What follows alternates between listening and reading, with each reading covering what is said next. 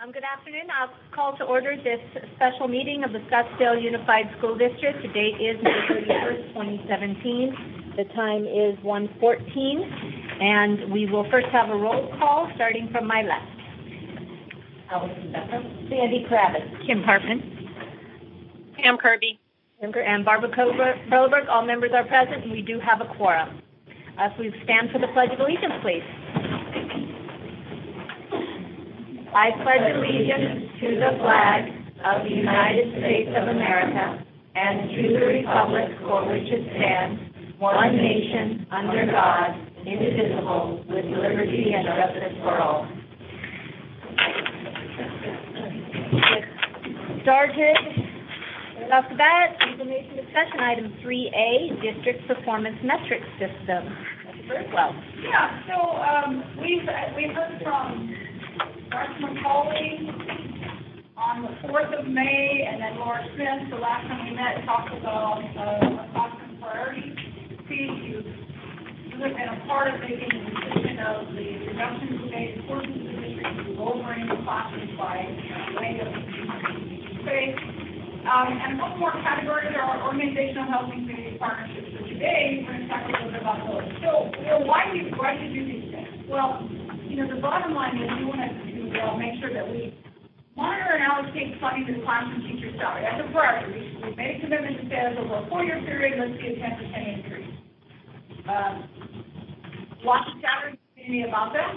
Lots of chatter in our educational community about, is it really a raise if I'm also increasing professional development? Well, when we talk about organizational health, I will tell you that something that we should, and we will be writing some matrix on, is professional development, because that's part of organizational health.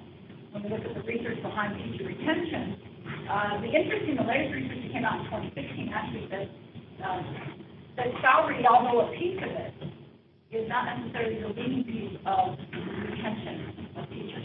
A lot of it has to do with the relationship I have with my colleagues, the relationship I have with my principal, and the opportunity for growth that I have. So as we go forward, we'll have some of those pieces in there. Shifting dollars from administration is always a focus in every school district in Arizona. We certainly made it our focus this year. Retain and attract classroom teachers, staff, and administrators. So there's really three categories we're looking at. It's not just about teaching.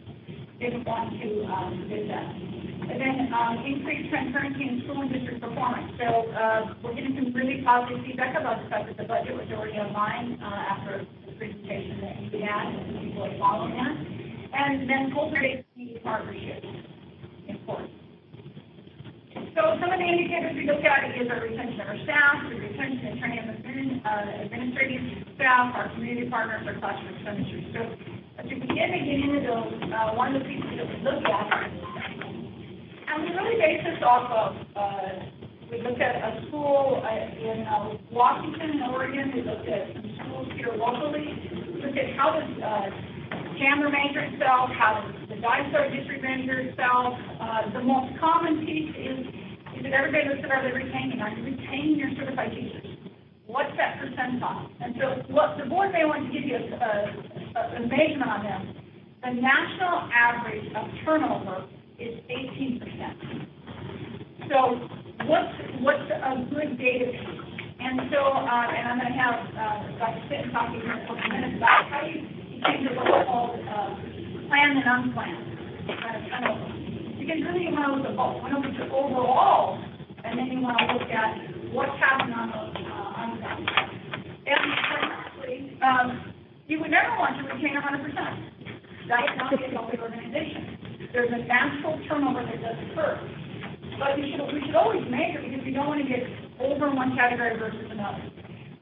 Paraprofessionals is an area that often has very high turnover. Bus aides have high turnover. Crossing aides have high turnover. Well, a lot of this has to do with salary. That's the bottom line. It's also considered entry-level positions. I might start for school as a volunteer, then I decide to do a paraprofessional. I enjoy it so much I decide to go become a teacher. Or I go get work somewhere else where it's not quite as difficult. So these are areas that we typically have high turnover, but we wanted to continue, and we felt it was important to put that on an area of measurement. So we put paraprofessionals on that. And then retain school principals. again, it's not just retaining, but it's also how are we growing. So there's a piece in here this summer that we'll be writing a goal for, which is leadership development. And we've begun that process, and I'll talk about it here in a few minutes. And then there's been a survey question in the district that says, SUSD is a good place for me to work. Well, we did do a survey this spring, but you're going to see that we're not going to apply it because we also read clearly on social media, thank you, that people were being encouraged to lie on the survey. And so that no one believes the survey when you have individuals who have been told, don't tell the truth. And that's a problem. And I've run into that before. The task board, when that happened, basically the board said, we're not going with that. So I don't know what you're going to do with that information, but I will tell you this, it's tainted. Anytime we have someone out there talking about the fact that they are going to not be honest with a survey, it means the survey really doesn't have a lot of value to it. Now, the unfortunate part of that is that survey, 90%, was based to give the principal a reflection in goal setting for their growth as leaders. So very frustrating. You've got to work through that issue of being able to give a survey and have people be open and honest. Sometimes doctors sit and talk for a minute about how do we come up with a plan and unplanned, and there's some historical process to that. Yep, Madam President, members of the board. It was a conversation a few years ago. When you take a look at how many employees are you retaining, the governing board as well as the leadership team had a conversation of what does that look like. And so we came up with unplanned because the retirement is planned. So we wanted to drill down and get to who is choosing to leave, but they're really going to a neighbor district, and they're choosing to leave us for a very similar job. So we actually break down when someone leaves, when they give us resignation, they actually put in the job satisfaction, are they getting a promotion that we know of, are they retiring? So when you see the word unplanned, it has retirements out of there, promotions are out of there, if you're moving out of state, it's out of there. But anyone that's staying local and choosing to leave, they might be leaving our profession, but they're doing it locally, or choosing to just go to another district. Those are the percent that then count into the unplanned turnover.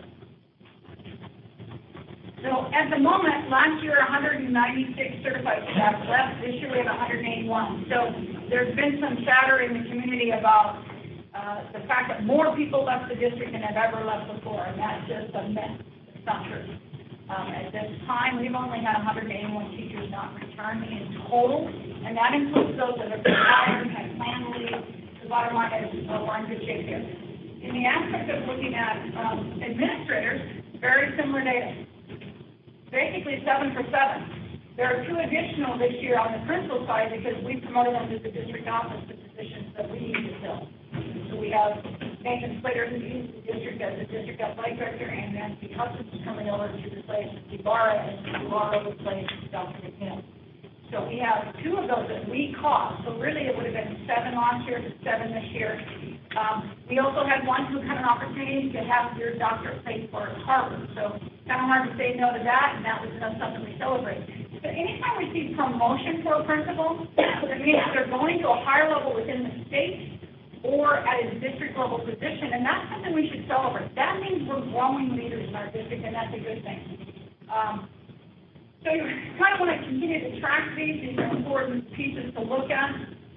What we'll need to be talking about is whether or not our metrics, if I go back to this page, whether or not these metrics are really aligned to what it is our necessary needs. So is it good to say, well, no unplanned turnover at administrative level is a good thing? We also might want to drill that down into assistant principals and deans as well. And I'm going to show you a slide on this that I think is really important. Because remember that we're building teacher leadership at the same time. So when we restructured administration, we wanted to cause an opportunity for people to learn and grow. So we have our new instructional leadership model, we have our new communication model going out, but we also have the Leadership Institute. And that has made a difference. So we looked to that cadre this year when we filled positions. So as some of our ATs moved up in our district and moved up in other districts, we came back and actually we have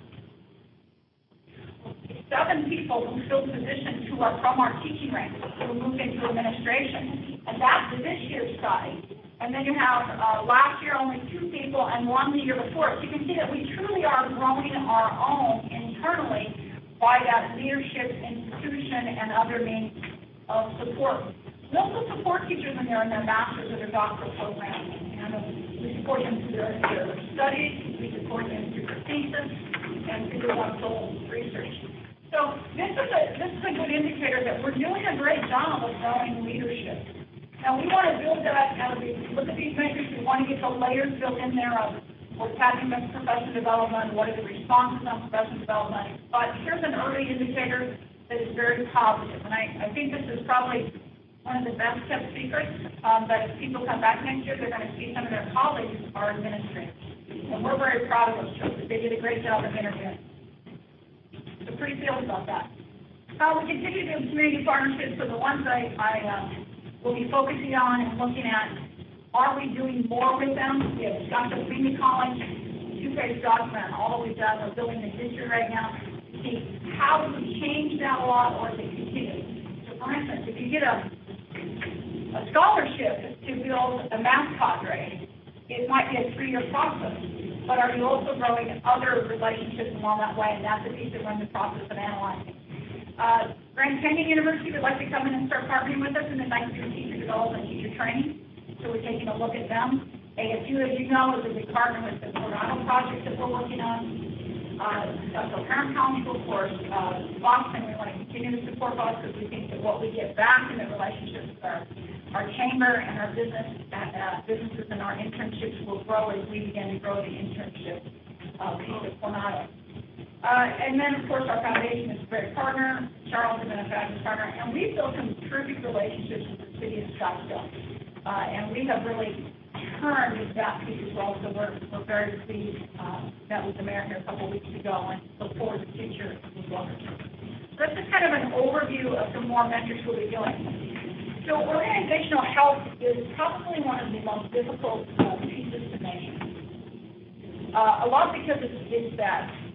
What is the hard part of measurement versus the soft part of measurement? And there's big debates over that.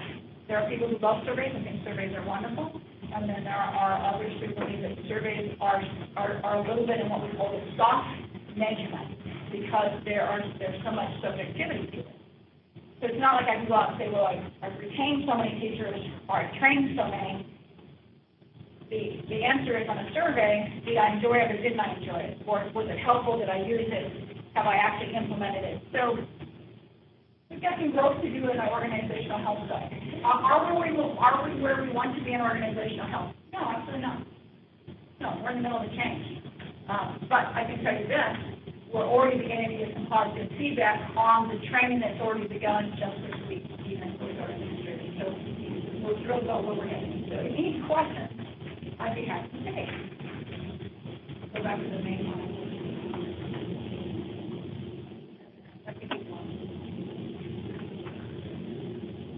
Board Member Kirby? Is no one else has any questions or comments? I hadn't seen a hand yet, so I thought I'd ask, but any, Board Member Hartman. Yeah, if Board Member Kirby wants to go first, that's fine. All right, I'll go ahead. Just a couple of questions. First of all, thank you. Appreciate us moving in the direction of understanding what success looks like and helping us define it as a team or as an organization.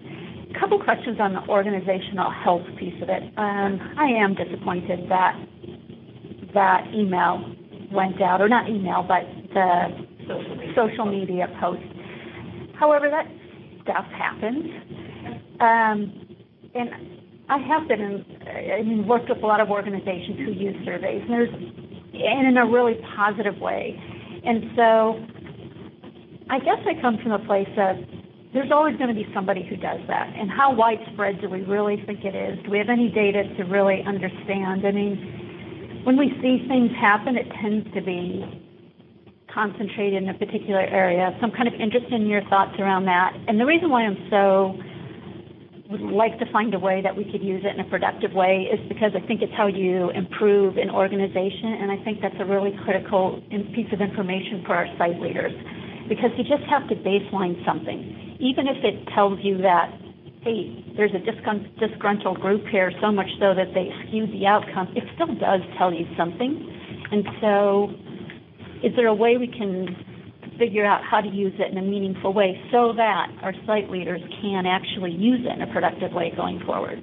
Well, we're going to share it with the principals in their reflection and let them take a look at it, with the caveat that they need to understand that that was sent out, and we don't know how many people took that to heart.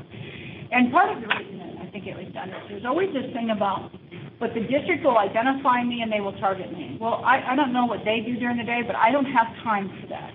And I certainly am not going to take a survey and break it down and find out who answered it. Our purpose of the survey was clearly communicated. This was for the principal to have a reflective document. We added that question because it's been something that has been part of Scottsdale. And certainly an area that we already knew we needed growth in anyway. So that's our baseline piece. It's last year's, and we certainly, 15, 16. But I'm not going to throw the survey out, but we are going to have a filter when we use it to realize that it may not be totally. The other piece is, for the 9 new people coming in, they're going to have to look at the culture that existed prior to them arriving. So it's still reflective for them to see this. But again, it is unfortunate. And how do you avoid that? Well, you have third parties. If we're willing to write a big check, we try to avoid that because some of those are very expensive to do. So it may be something that every so many years we choose to use a third-party survey to try to gather some data. But I hope we can change the culture of distrust to one of trust and honesty in feedback. So I'm hoping that as we change the culture, we have less worry with that. So just clarifying question. So we're going to keep this as NA in 1617, or we are going to try to put something together? I don't know that it's real. That's my problem. I don't know how real it is, and we haven't broken that data down to see, are we twice as many employees in a school that should have answered that didn't answer. So we'll look at that, and if we feel like there's any validity, we'll come back to you on it. But at the moment, because of that, we haven't spent a lot of time with it. We've spent more time with AD merits and other data. And do we know what the response rate was overall? High level? You know, I really have not broken it down yet. It just closed last week. So I haven't. Not broken down, just overall. Yeah, I mean, I can look. I just don't have it with me. I don't know what the number was. Yeah. On a normal percentage of return, you usually get around 70-some%, and we're getting like 95%, which is an abnormal, which means some people probably took it twice. Oh, so we don't even know. We didn't have any protocol to... Well, you can only set that you can't take it twice on the same computer, but that doesn't mean that there's no way to set SurveyMonkey to not be able to unless you create logins. What we talked about before, because then people really think that you have to. Well, and this is a benefit, and there are benefits of using a third party. I mean, it's not uncommon at all to use a third party in that for a couple reasons. One, it creates more independence. Even in a healthy organizations like to use independent providers. And well, I agree, but I think organizational health is pretty important. And so figuring out I think we should explore that. And I would personally like to understand what the high-level response rate actually looked like. I mean, I understand it's disappointing, but I don't want to throw the baby out with the bathwater either, because there's a disgruntled group of individuals who allow them to impact this organization as a whole, because then they win and we don't win. So I think we need to think about this. What was the response rate on the 2015? I can pull it up if you want me to look and peek at it. Well, we'll get that back to you. We'll get them both back to you. I'll just keep track of each survey and I think if I remember, like this one, it's something like 95% response rate, which is I've never seen anywhere in my career. No, I mean, sorry. I'm raising my hand now. All right. Board Member Kirby. Well, I don't know if Board Member Hartman's done, but I'm just letting you know I'm raising my hand now. I believe she is. I'm done. And yeah. Okay. So go ahead. So as long as I've been on this board, we've had issues with survey questions and surveys in general. There's been an issue of trust for at least the past 6 years and possibly beyond that. Mm-hmm. I don't know how we get around these surveys. The issues are really the two big issues that I see is there is an inherent belief, as was stated in the social media email, that administration will be able to figure out, based upon the input of your site, your grade level, and how many years you've been teaching, who you are and why, and figure out how you're answering the question. Additionally, I believe the surveys are questionable because writing survey questions, good survey questions, is a science. And I don't know that we have anyone in our district who have been professionally trained on how to write meaningful, insightful survey questions.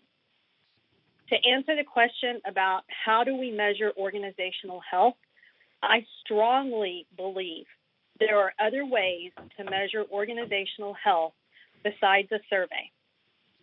And I believe it because I've been in organizations that did it.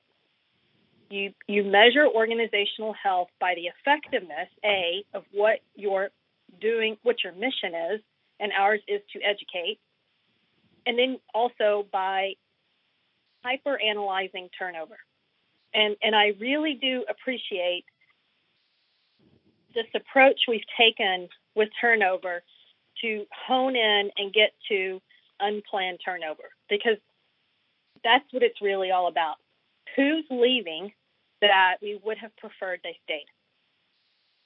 And I would vote in the corner of ditching not just this org health survey, but quite frankly, all surveys. I don't like anonymous surveys. I don't respond when I get anonymous emails from people who are complaining, because if you're not willing to put your name to it, then I can't take your complaint anywhere. And I don't like anonymous surveys either. But unfortunately, in this issue of trust that we have and have had for approaching a decade, we can't have surveys that are honest, that people are willing to put their names to. So it is inherently an issue that I don't know that how we overcome it. And I, as one board member, don't know how I can put trust in the results.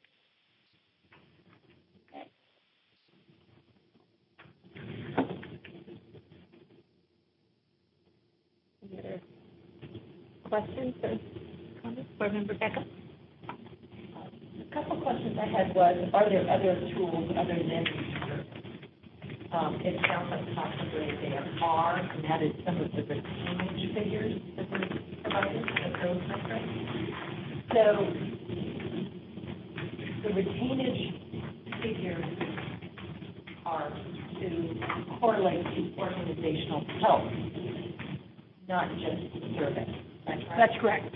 So it's, yeah, those actually aren't on the survey at all. The only survey question is the last one. So those 5 metrics right there pertain to organizational health questions. They really do. Of those 4 that we got. And of the 4 metrics that we were expecting to hear about today. Is that correct? Yes, and there is an overlap. When you go back to the governing board goals, and as we roll those out and have further talk this summer and into the fall, there was a section that's tied right to human resources, and then there's organizational health. But there is an overlap, because when you talk about retention, it is a sign of organizational health.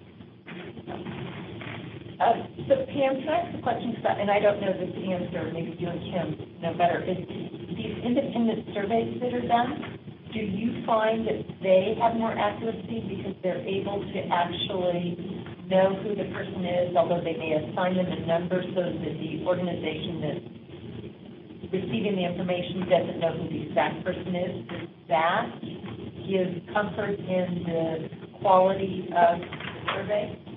I mean, I can speak to that. I agree with what Pam, with Board Member Kirby, is saying. Organizations use outside firms for those very 2 reasons. One, it provides independence, and there are ways to ensure that it's completely independent, private, that you can only reply once. So it adds integrity as well as anonymity to it. I also agree that I've worked in a number of organizations where it's the continuum, completely anonymous to optional, say who you are, and then, fully open 360-degree kind of survey.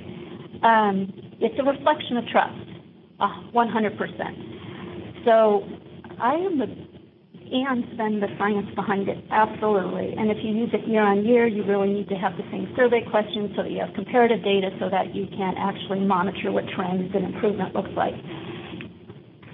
Surveys, the other piece of it that I think is important is it's not just organizational health, it's organizational improvement. Because although retention does reflect health, it's one of the number of dials that can reflect health, a great survey is about organizational improvement, and to get to that place, you need to be able to provide also comment and feedback. And in the best environments, you're able to actually then have a conversation with it, so you must know who it is. But I have never been in a high-performance organization. I can say this. I work with high-performance organizations all the time, and every one of them will use some type of employee feedback. It's just part of a healthy, positive. It's not just that culture. Yeah. We need to have our staff allow our community to give them feedback. And from what I understand historically is our Teachers Association has now been open to parents surveying teachers. So it should be systemic. A parent should be also be able to go on and give that survey and feedback to that teacher to principals, both sets of employees back to the district office. But the reality is it can't just be one area because you're not getting the whole picture. Yeah. And I've had parents ask me if they could give a survey of teachers, and when I went back to our group to have that discussion, I was told historically we've not been able to move that through meet and confer. So the bigger issue too is I think if we go there, and I'm not against a third party, I'd love to see a third party, but we ought to do it in every area then. Let's let our parents give feedback to our teachers. And so Pam's raising her hand again. I wish there was a light. Kirby. Okay, so with respect to an outside third party, I worked for an organization that did not use surveys, and Org Health was 25% of each individual employee's performance review. It was not only it was more of a kind of a 360 approach. Having said that, though, I would be open to evaluating the cost associated with an outside third party. And I completely support having the community provide feedback on their classrooms, their student classroom teachers, and the school principal and staff. And, I even at one point asked if our students could provide feedback on their teachers. And I was told unequivocally, absolutely not. And so if we're going to open the door to an outside third party, then let's really explore all possibilities. Doesn't mean that we end up doing them all, but we should take the opportunity to explore them all. And I would like to start with having staff work with other districts that are already doing this so that we're not reinventing the wheel, and use that as a starting point that we then can make it our own and, add, delete, and customize to Scottsdale. Yeah, and I have piloted students surveying their, giving teachers feedback, and I have to tell you that I've only done it in a pilot where teachers welcomed it, and it was really positive, but never been able to see it go blanket across the district. But I think it's extremely valuable. So yeah, we'll look into the third party. I think that would be a fascinating step. I would also welcome to explore the cost and the benefits and going full board. I love the idea of having students also give their input. I think it helps them get ownership in the work that they're doing and gives them a feeling of respect also that they're working for. Or member comments? Oh, I agree with what Mrs. Kirby said and what Beckham said. at the university level, there are professors that ask for student feedback, and it's helpful. I believe we probably have some teachers that do a survey of their students without giving names of their students, without their students giving names, so that they can get feedback from their students. So I think that would be building upon that. And I just wanted to state, so that my silence doesn't seem like tacit approval, but I was also disappointed to learn that teachers were being encouraged to lie on a survey. It does them no good because they're not providing us with feedback, and it does our district no good because we're trying to move on a path of improvement, and by lying on a survey, it serves no purpose. I'll go ahead and piggyback on that. I have yet, 4.5 years as a board member, I have yet to see a survey that I thought could either paint an accurate picture, be relied upon to actually make good decisions based on that survey. So I come in with a lot of skepticism, knowing how people respond to them. It's very hard to make it a meaningful tool to use in making things better. I get that's the goal, though, and I hope that that's what we emphasize here today, is that our goal is to shift our culture of one of distrust and fear, and instead collaboration, working together to understand problems and how can we fix them. I mean, one of our recent survey discussions centered around the professional dress code. And as far as the idea of trying to solve a problem and make that decision as a board member effective and improving things, I found that tool almost useless after reviewing some of the comments. So again, that skepticism comes in if we were to have a cost, a significant cost. I would just really want to understand, how is this actually going to help us and help that culture that we know we want, and we want input to be meaningful so that our teachers can improve, our principals can improve, our administrative staff can improve, our board can improve. But to spend significant dollars on a tool that may just tell us what we already know or what we think, and we can hear what we think we want to hear, that would be a big argument, I think, for me to really see that that's going to be meaningful for us moving forward. But I agree, it's worth looking into. The goal is to shift this culture, and that we can talk as a community about the issues we need to correct, and also talk about the great things happening. I would agree with that. Any other comments or questions? Board Member Hartman. Just one last question, overall metrics. When I was looking at a couple of other districts that have pretty established set of metrics, one that I came across, and I was wondering if you knew more about, it was a community metric, but it talked about student charter school mobility rate. And so somehow they're able to measure, I don't know, do you know what that exactly would mean? They're measuring it.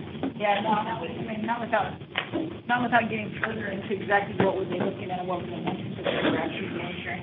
I mean, mobility,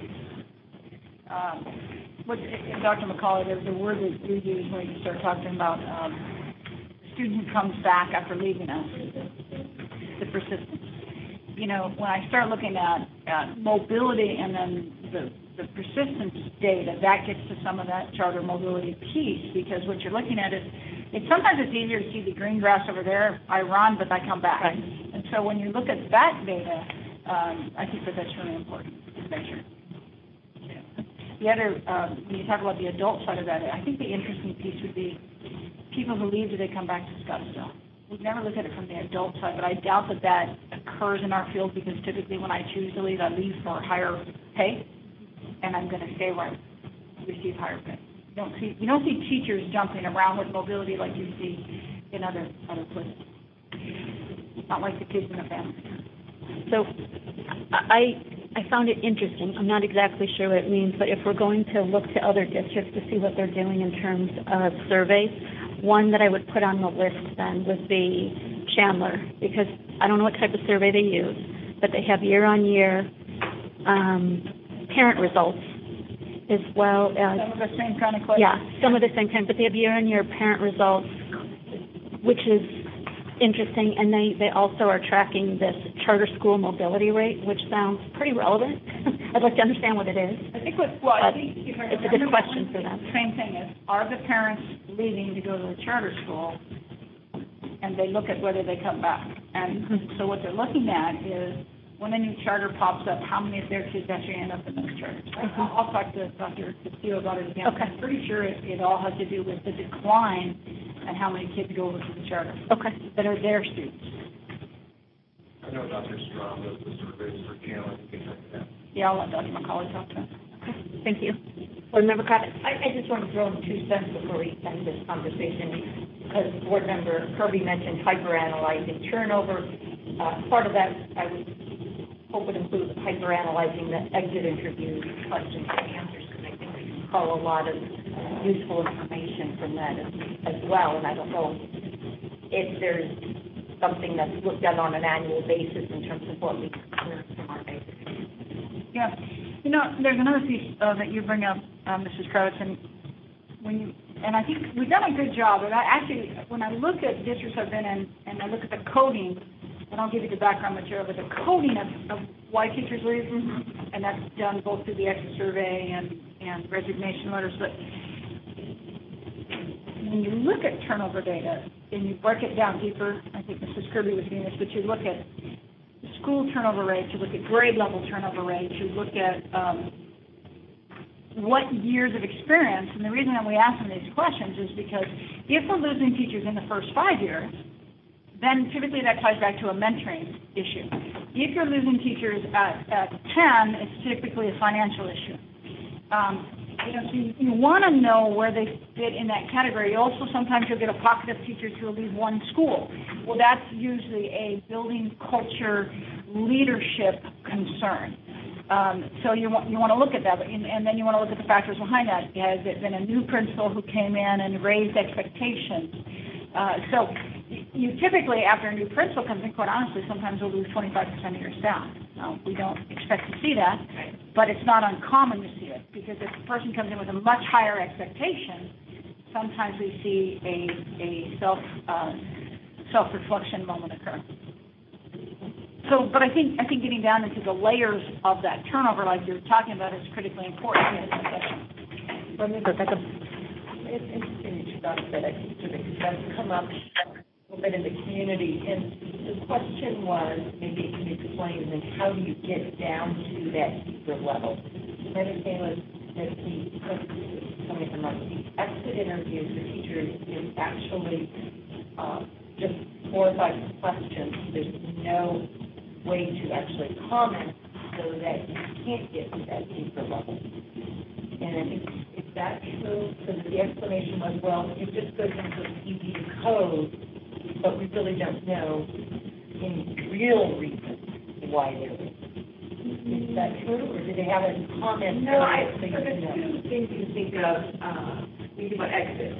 So we do an exit survey that goes once the e-card process, and on that, then you can add more investing comments and just share, what your feelings around life or scale, around salary, benefits, that kind of stuff.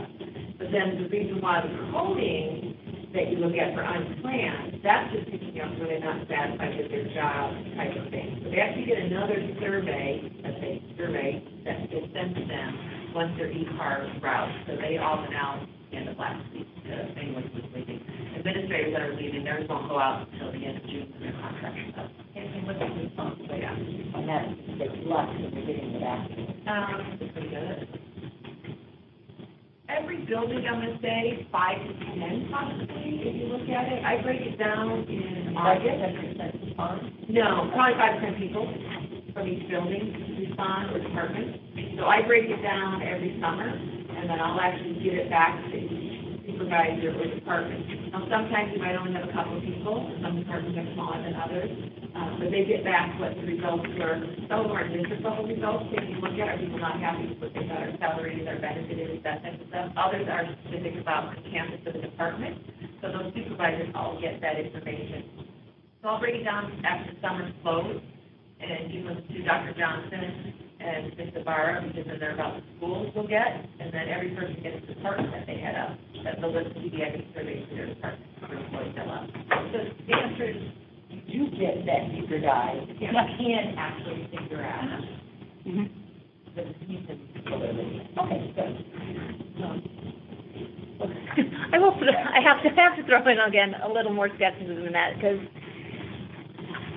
I appreciate and understand the effort too, but it's so hard for me to believe. We've all filled out surveys in our life and the way we do it, and we know how people leave. So many people don't want to burn any bridges. I just always have to question how honest are those responses, especially, I mean, not just the return rate or the response rate, but how honest can you trust that it is? And then if there's doubt, then how valuable is it as a tool? I mean, I don't mean to totally dismiss it either. It's just, And I appreciate this conversation. I'm going to say the last time that we did a quick survey with comments, the comments get public record and then they get on a blog. So then they're taken completely out of context, and then you get a bad public marketing slap that you don't necessarily deserve. You've asked them to be honest. You want to provide that to an individual, and then people take and they do a public records request, and then they blog it. And so it's very frustrating because, there's that moment of, I want your comments. So then it's a matter of, okay, you got 181 people who've chosen to leave, which isn't a high percentage. Really what you have to do is an individual verbal interview with them, and then they can still public records request the notes of the person who did the interview. So, and I'm going to tell you, there isn't a day that doesn't pass in Scottsdale that we don't get a public records request. So surveys have been public records requests, whether we produced them or not. I mean, even the one that was on teachers' dress that we didn't have anything to do with, public records request. So it is a culture that we need to work through, but the reality is it's very difficult to have open, honest, frank conversations at Scottsdale unless you want to be blogged about. And maybe that's the nature of what it is. And maybe we need to just get accustomed to that. And we have open, honest, frank conversations in work study, and we get commented that we don't have open and honest and frank conversations in work study. So, it's a double-edged sword. But that is one reason why response rates to me are what they are. Because if it is just one or two, then you take that into consideration when you're looking. If all of a sudden it's 95%, there's clearly 90% feel the same way about something in particular, it's a red flag that maybe it should look into. And then once you look into it, you communicate back, and if there's no validity to it, you can. But I respect the fact that doesn't mean that only part A gets on social media and the follow-through doesn't. So I completely respect that. Are we going to talk about the other metrics that were involved, the other three? That are we moving on? I was under the understanding there were three metrics. Core, community partnership, organizational health. Community partnerships, we have not developed a measurement for community partnerships other than growing those at this stage. Okay, that was one of my questions, is what type of measurement? Okay. Yeah. And what about the others? On the leadership? The leadership piece is the process that we're putting together with the change in leadership. We're putting together measurements on that as we go forward. And then, will there be metrics on student achievement and growth? Nurse did those with Dr. McCauley. We did a whole gamut of measurements on the tour. We did a whole thing on student academic achievement and growth. Yeah. Well, how are we going to be using those metrics? So, really it's just to help support and drive improvement. That was what we had discussed, it was going to afford us a lot of latitude to find and target the peer support and resources. I effective right after the period. I apologize if you can get back so that I can understand how this is used and what those intersections were. Because that doesn't make sense, but the later for how they drive this district, but that is our main focus on student focused, instructional driven,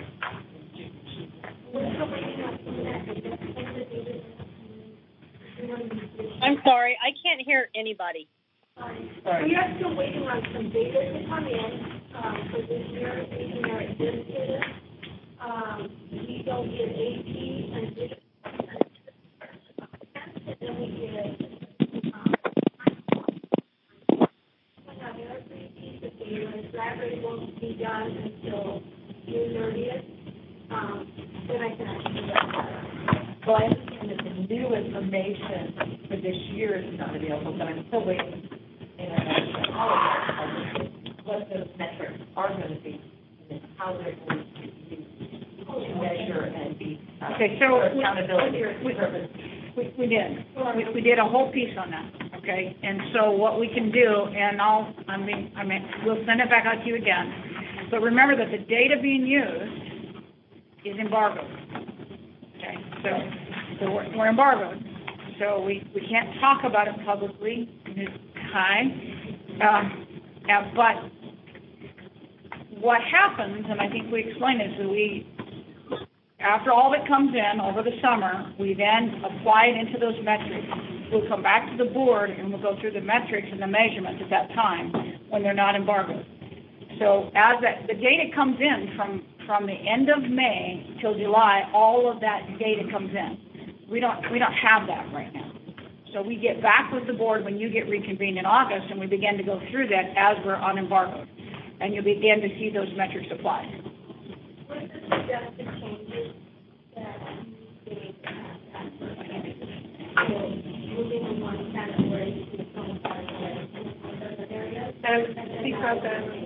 And rather than looking at the norm-based benefits against to measure against, doing an actual percent standard.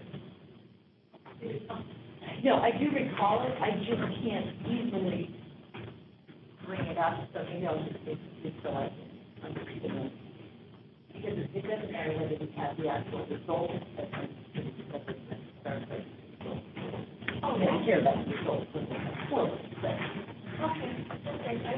and how those apply. I can't quite understand. Can I also down with anytime? Board Member Hartman? So,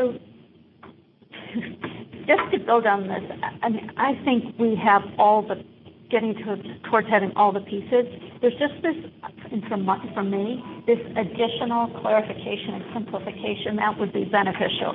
We now have agreed that there's these 4 areas that we're looking at. Because I went back and pulled all the data together to see what exactly we had, and so this is what we looked at May 4th. And so Anna had done a great job and broken down the academic achievements into these 4 buckets, which are grade level achievement, literacy readiness, preparation, college and career readiness. And there were questions. And so a final version of this, I think, would be helpful. In August, we come back. So what we've been doing is you've asked us this spring to build a framework. What we've done is we've built a framework. We've gotten feedback by having these meetings and the discussions. And then in August, we come back with those corrections and the data applied so we can actually talk about what it means now. But we can't talk about that until we're on embargo. So Anna got your feedback when she gave her presentation. Laura got feedback when she gave her presentation. I just got feedback on the organizational health from you. So now what we will do is we go off in the summer, we'll have a board meeting in July, we work on all of this, we come back to you in August, and now we take those metrics and put them in order, and we go through and we start applying that to show what it means. And then even at that point, if the board said, still not getting to the point I'd like to see, we then rewrite the metrics again. And you'll get to see now all of this driven all the way down into the individual grade level to the individual child. So that's kind of where we're at. What we're doing is this is a framework piece. That we said we'd do this spring is we build the framework. And so that's really where we're at. And we've got a guess that we're going to lose if we don't move to another agenda item. If there's any way I could get you to move forward. Okay. This was just to kind of one more framework, get input. If we could move to Cheyenne, Information discussion item 3C, design for rebuild at Cheyenne Traditional School. Yeah, he's got another We'll district to be. go ahead and jump ahead for our guest. Thank you. I don't want to lose your appetite. So thanks for that. You got it. Dennis, all you. Sandra, where is my, Oh. I'll send it right. So while we wait for that, thank you, good afternoon, Madam President, Governing Board, Dr. Birdwell. We're going to talk about Cheyenne. We're getting really, really close, bringing Cheyenne back to you with the contractor on GMP. And so we wanted to show you where we are with the design. And then as a bonus, you all got in your packets a budget estimate that I've worked on. Lost a few hours of sleep along the way trying to put that together, but hopefully it makes sense to you. We'll go through that, but I'd like to turn it over to Mr. O'Neill and let him show you what we've got so far.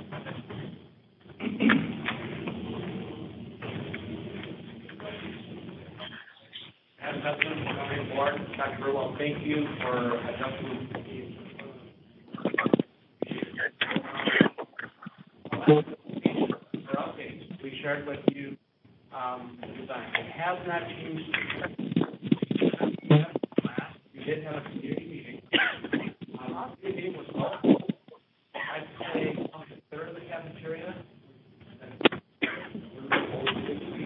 Yeah, we didn't even give it a head count, but it was well attended and everybody left with a smile on their face. Wow. It's an unofficial survey. Yes. Well, surely so. In doing so, we did gain some feedback. And one area that we have been working with, and you gave us some valuable feedback, was the site.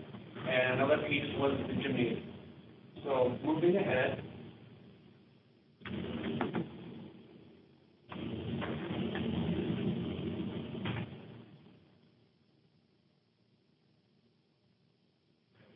So again, this scope of work includes improvements to the parent drop off. Being a traditional school, we want to increase the queuing, new gymnasium building, science and technology lab addition, student services remodel. Now that's the admin.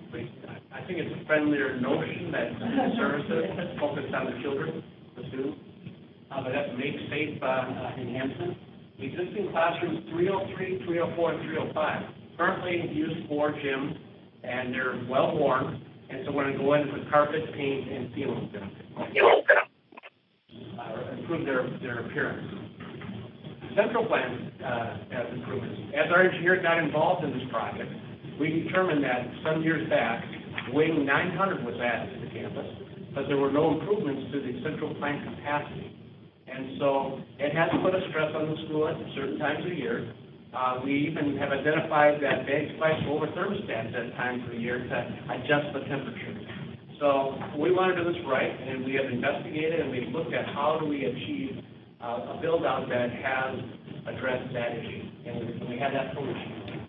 Fire intrusion alarm improvements and campus interior repaint. That'll come last. As we get the gym done, we want to take the entire time so it has a fresh look.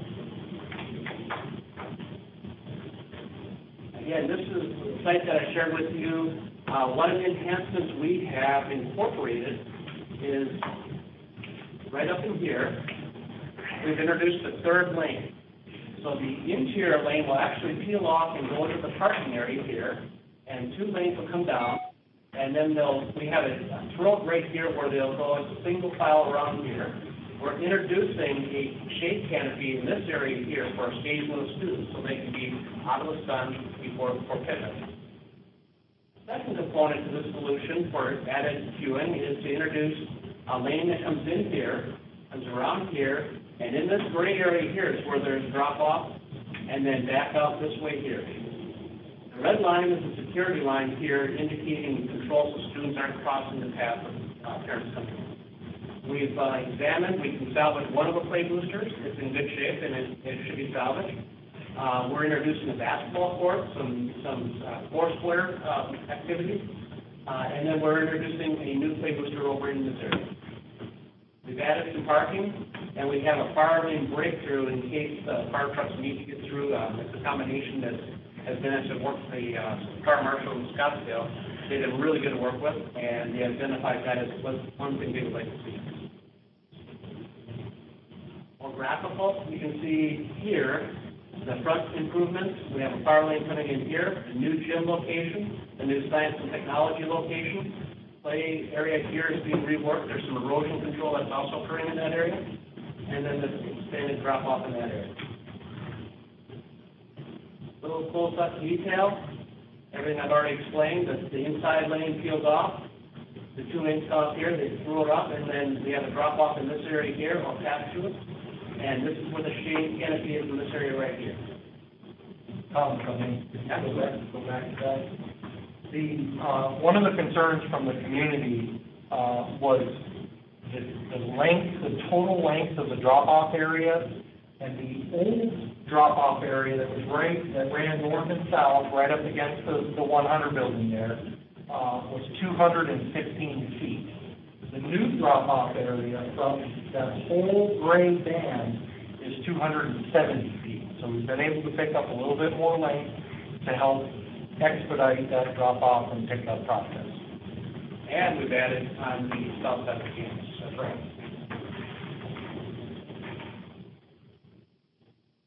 Gymnasium. Here's where we got some valuable feedback. When we're meeting with the community, a number of things. Positioning the office, and I will cut off the copy of the office, so that they can supervise activities in the gym was one piece of valuable feedback. We elected at one point not to have locker rooms, and that seemed to be something that the other gyms had, and it was a valuable component to the design. We were already under square footage, so we could accommodate expanding to introduce lockers for competitive play. And a very large expanse of storage. He generally creates a lot of bulky type storage. And we were pretty tight on the storage. Again, we were under our square footage. We were able to accommodate it within our budget. So the feedback we received, we have increased the storage for the PE component there. Again, we have a main court, and we have 2 full cross courts, 400 seat bleachers that retract back. These backstops, these are glass, these are fiberglass here, and they will retract also electronically. I mentioned earlier in our last update that we're picking up on the materials that exist. We're working with the contractor on the metal, and so it can match as closely as we can. It may not be exact, but we're not married to it and touching, so I think it's going to be a good solution. The scale of the building is a little bit larger than the existing campus. And so we're utilizing the glass block and some of the patterning a little bit differently, a little bit larger in scale. So we want to keep on the existing building a little step down. So we're picking up the same materials, but we want to have it the scale of the gym. Science and technology. We mentioned this in the last presentation. Dr. Burwell challenged us to test the science lab with technology, the science and technology lab. And we're seeing that in a lot of our projects, the technology component. Flexibility is key to this. So here you can see 2 layouts. This is a layout for lecture approach, and this is a layout where these tables would actually roll back to stations. And the little line right there is a TV monitor. So the technology would be typed into the stations that are for activities right here. I mentioned a workroom that could also double as observation. Some terrific things happening in this space. We want others to learn from it. Storage. We always have storage in a lab. And then collaboration space. We talked about early on in design, the corridor could be an activity space, physics experiments, and such things. But you have collaboration. This is actually glass here, so that it can be supervision, then there can be staging for an experiment, staging for a demonstration, and then they can come into the classroom and present their product. And I think, Dennis, when you first saw this, what's the deal here? What kind of image is this? Well, the image is blending in pretty nicely with the existing campus. We're going to pick up on the materials again, the step-down motif, We have to create a new entry here. This is actually going to be a gate, but it won't be solid. It'll have an opening so you can see through. And we're picking up on the elements of the campus, so it looks like it's always been there. The admin, or student services, I'm sorry. Initially, the existing admin sits here, and you would come in through the gateway, and you come in. Then the door was added here, and you came in this way behind the admin. What we want to do is create a safe environment. So first off, we introduced a wide span of glass so that the staff can see out into the parking lot, right up to where the new drop-off is, and keep an eye on the street, eyes on the street. This will be a glass barrier here that as a visitor walks in, they have access to a restroom. They don't have to go into the campus and penetrate the security to have access to a restroom. But then they can do their their check-in at this point here. If everything's clear, then there'll be a button that can push this door here and allow electronic access. So they don't have to get up from behind the counter, but they can control entry into the campus.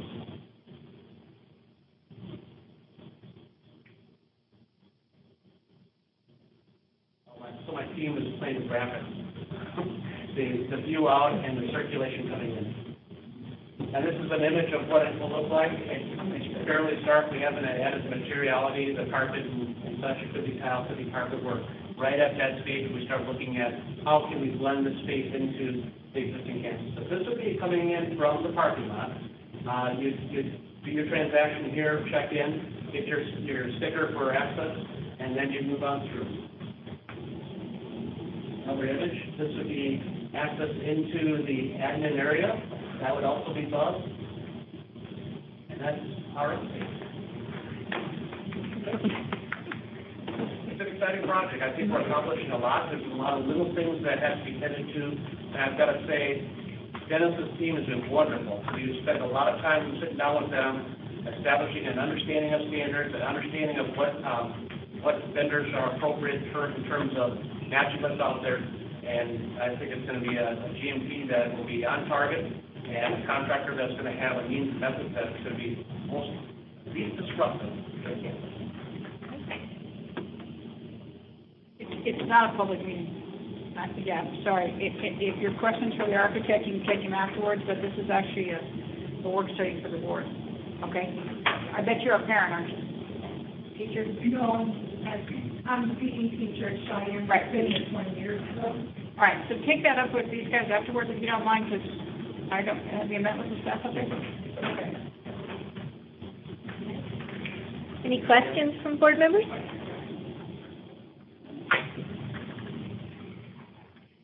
Board Member Hartman? Don't run away, they're going to Board talk Member Hartman? seconds. I just wanted to underscore that I appreciate you taking the time with the parent community, teacher community, so that you said there were about 50 people there that participated, and what was the type of feedback they provided you?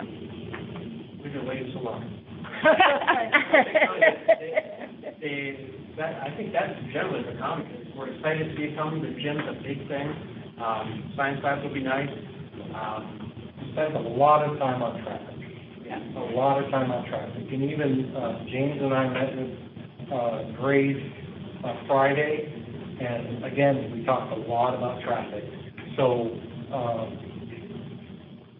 if I was to put a percentage to it, we've talked probably 70% of the time about the traffic flow, and maybe they've just done a great job of designing it and fit everything in, but people just haven't had that many questions about the building. They've given us feedback, but it hasn't been this repetitive conversation where the traffic, there's just so many cars out there. If you've been out there, it is madness when you're out there. It's 100th Street is completely full.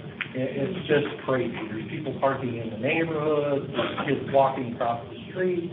So every time it's a lot more conversation about the traffic, making sure that we got everything just perfect. Where the people walk in, like the kindergarten parents, where do they come in? Which gate do they drop their child off? Do they walk all the way back? Do they park in the back? All of those things have been explored probably 3 or 4 times. Because we don't want stranger danger to get back into that southern parking lot and then nobody knows that they're back there. And so there's been discussions about that. There's been discussions about a gate here versus a gate there, which are all super important to making sure that that envelope is as safe as it can be. Thank you. So Dr. Sidney, if you would visit with our teacher and Mr. Rilla when we're done here, so that, because she took her time to be here to give her input, and that it's not the setting, but let's get her input while it's here and he's here. I do have just a quick question. I wanted to confirm that at this point, after all the discussion, there are no concerns about having appropriate space, enough space for these buildings and the size that you want them to be, as well as any city of Scottsdale concerns regarding the placement of these buildings. That has all been settled? That's a very good question. I anticipate some conversation towards that. And we haven't had any, especially in the public meeting, there was no concern about placement of the buildings, their impact on the community. City of Scottsdale, where we designed the code, we understand the code. That includes setbacks, that includes height restrictions, that includes building materials. So it conforms to the building code.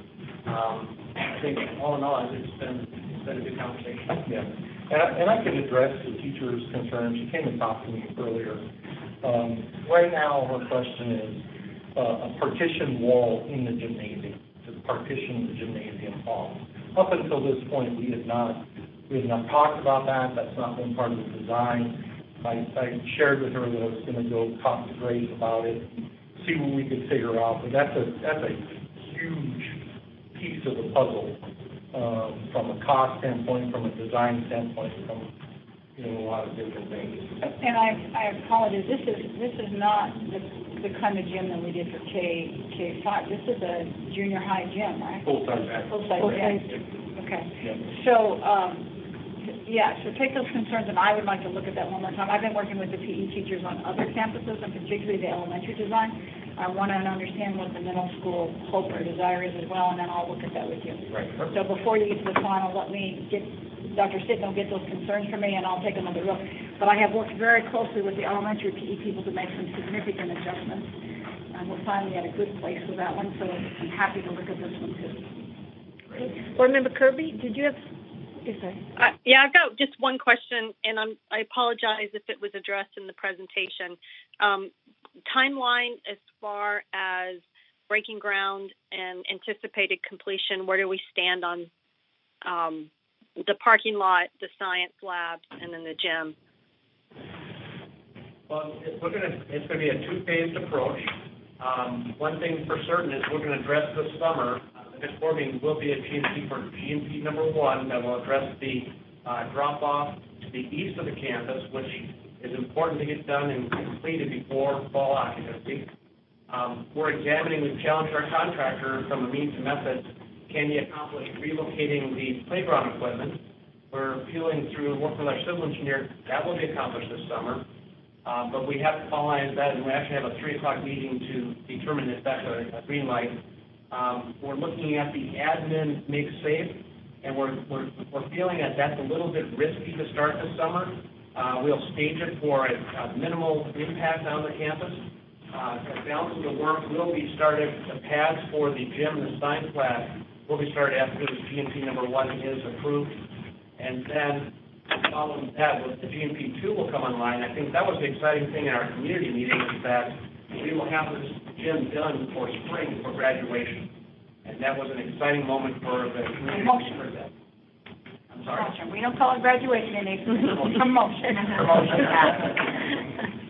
Board Member Kravitz. I don't mean to sound repetitive from what President Wilbur mentioned, but I just want to make sure that all of the major players in this have expressed that the sizes of the spaces are satisfactory, so we're not hearing a year or two now. Why didn't they make it bigger? I mean, you can make things bigger and makes it more expensive, but I just want to make sure that the spaces that we're designing are satisfactory for their usage.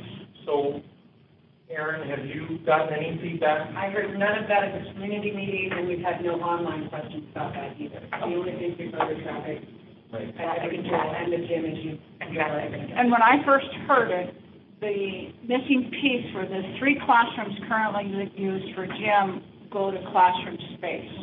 And so getting that space back was a piece that, if it tracks kids back, like the principal hopes, would I have enough classroom space to expand?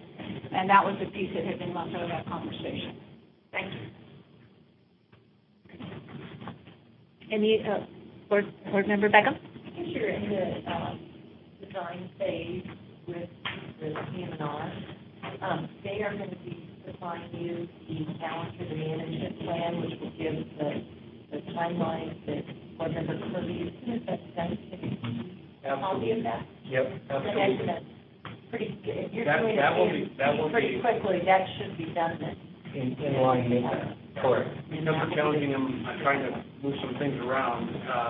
That is not until they have verbalized it, but that will be with the GMP. They will have it. So that will be. And is that next Tuesday, the June?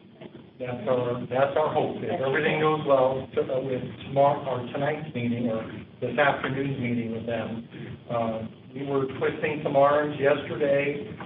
Tom was twisting some arms this morning. Misty was twisting some arms this morning. So we're getting close. So we want to make sure, as I sat over there where Lewis was last week or the week before, we want to make sure that everything's on point. So the hope is that we have GMP number 1 for next Tuesday, GMP number 2 for the June 20th. And that'll be the building. Correct. Right. But the good thing is GMP 1, they'll start the path for them. So we're still stepping forward. We're still using time with no kids, which is what we're trying to get to. Yeah. Right. All right, well, thank you. Thank you. If you guys don't mind taking a little more So, time. you guys want to go over that budget page that you got in your packet? Or? You okay right now with that, or? Okay. The only area that I'd like to have revisited is you had down, to point out with the exterior paint number, about double what you have for the exterior paint numbers for your central services.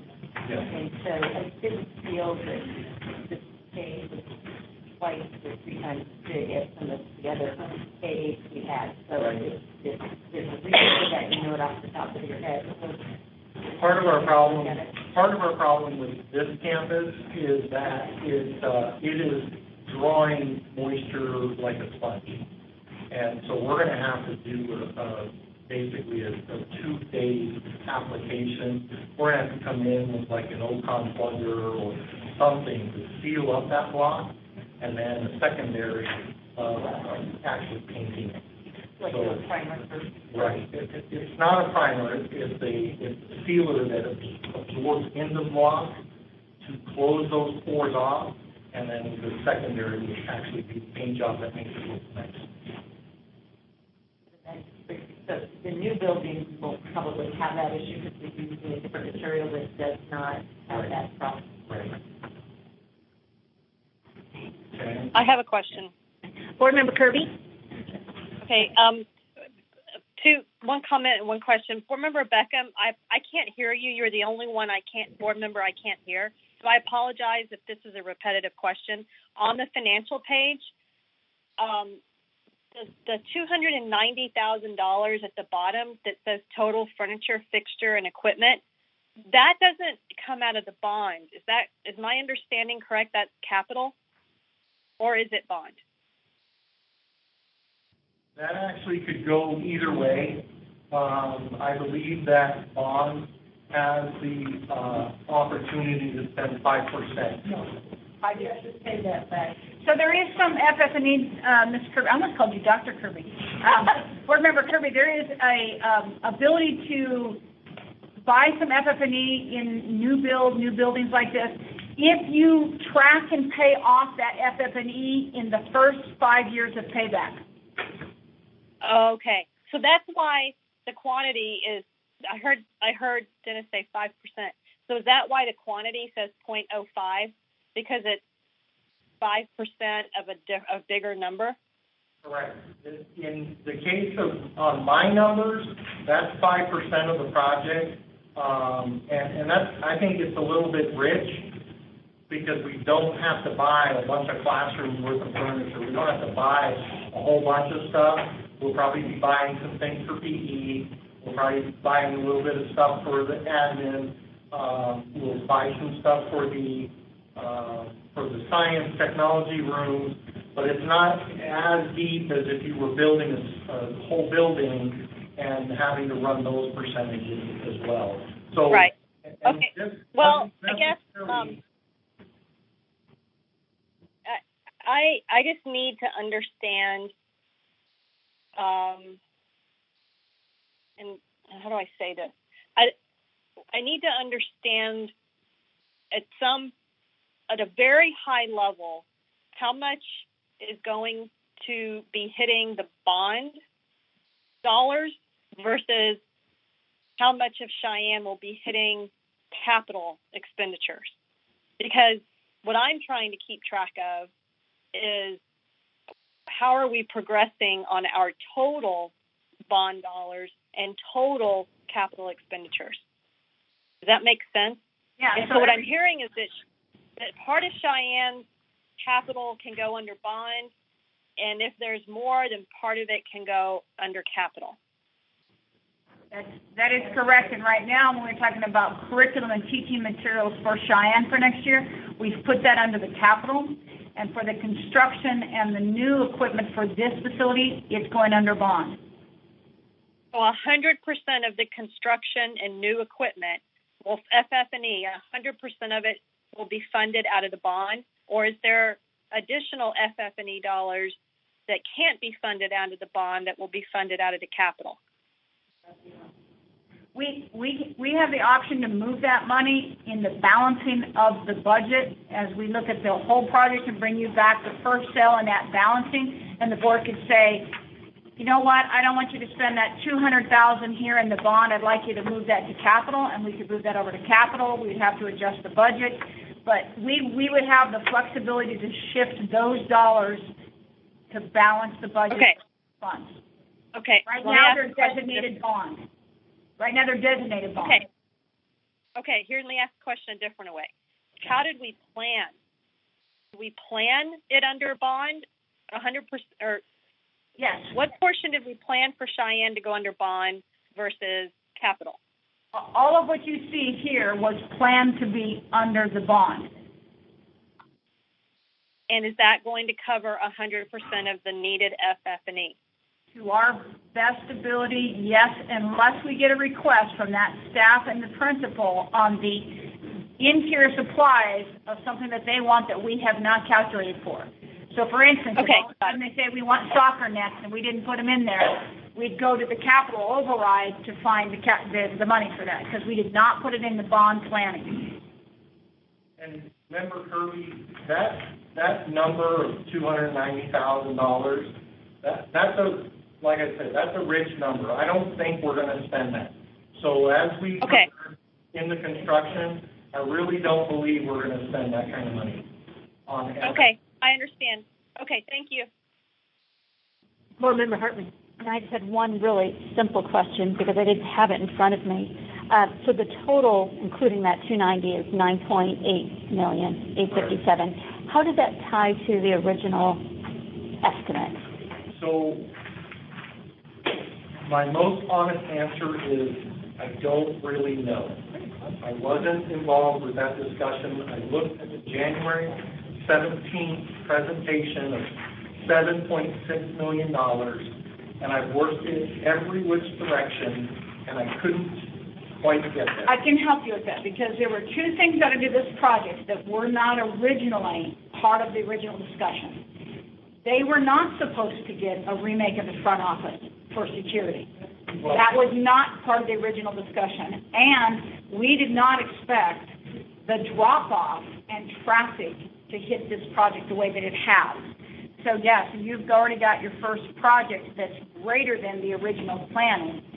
And there's actually, there's two boxes here. There's the gymnasium science technology box.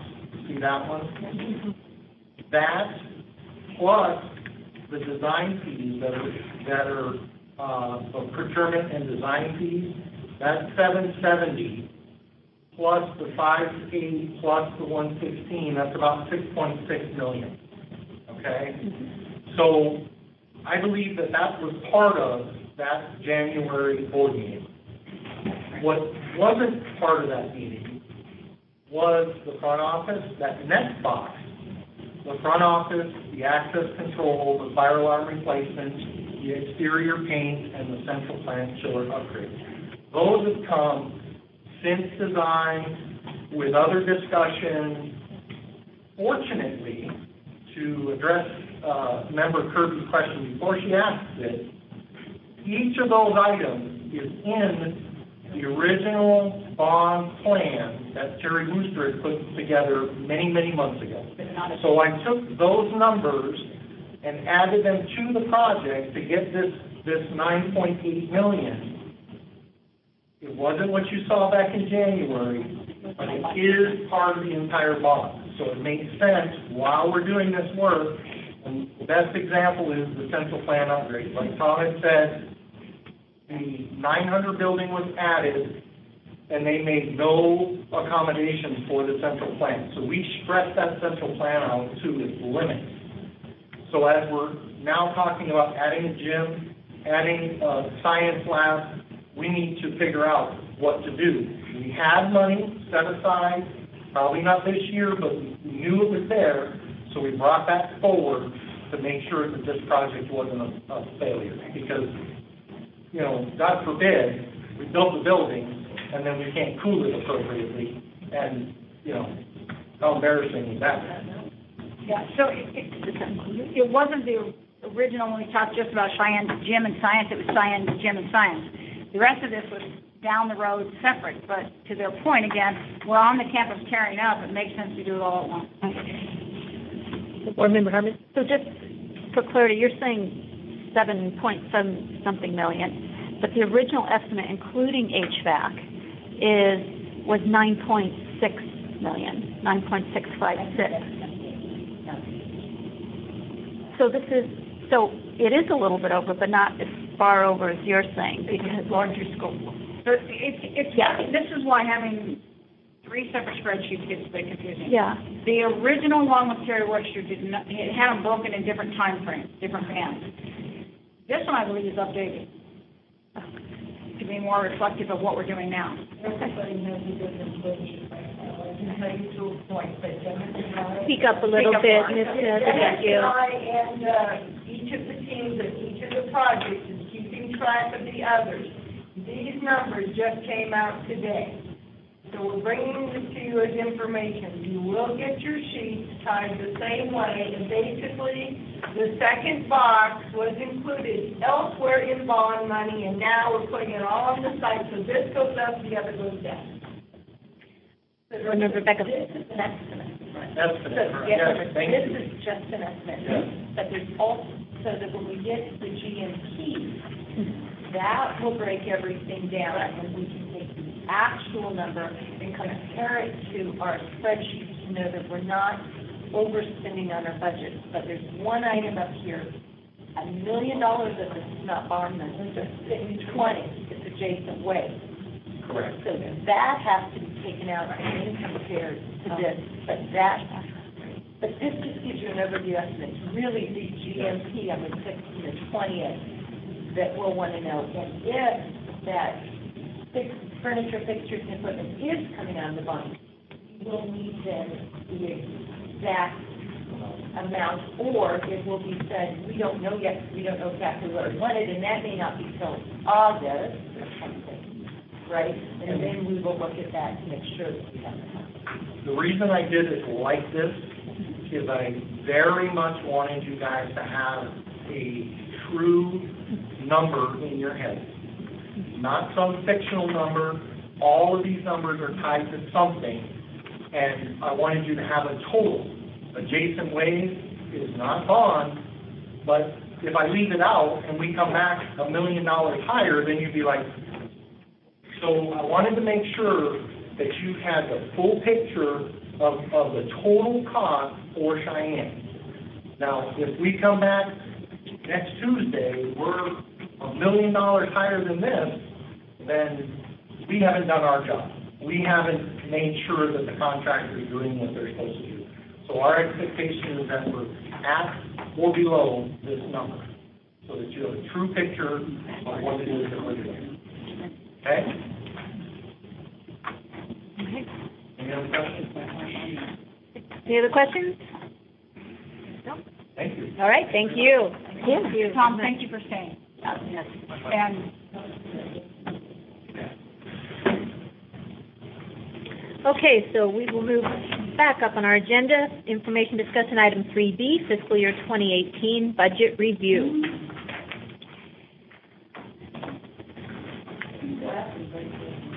I'm happy to talk about budget. Yeah, it's a lot of work. Right, these are the Excel formats. Well, you received the PDF form, but this was at the back, because Sandra doesn't understand school finance either, and that's okay. So basically, what I wanted, do you remember last week when I gave you the discussion about the M&O, and the week before was the big picture? So the reason why I was able to compile the big picture is I took 20 spreadsheets and kind of combined them into a 1.5-page document.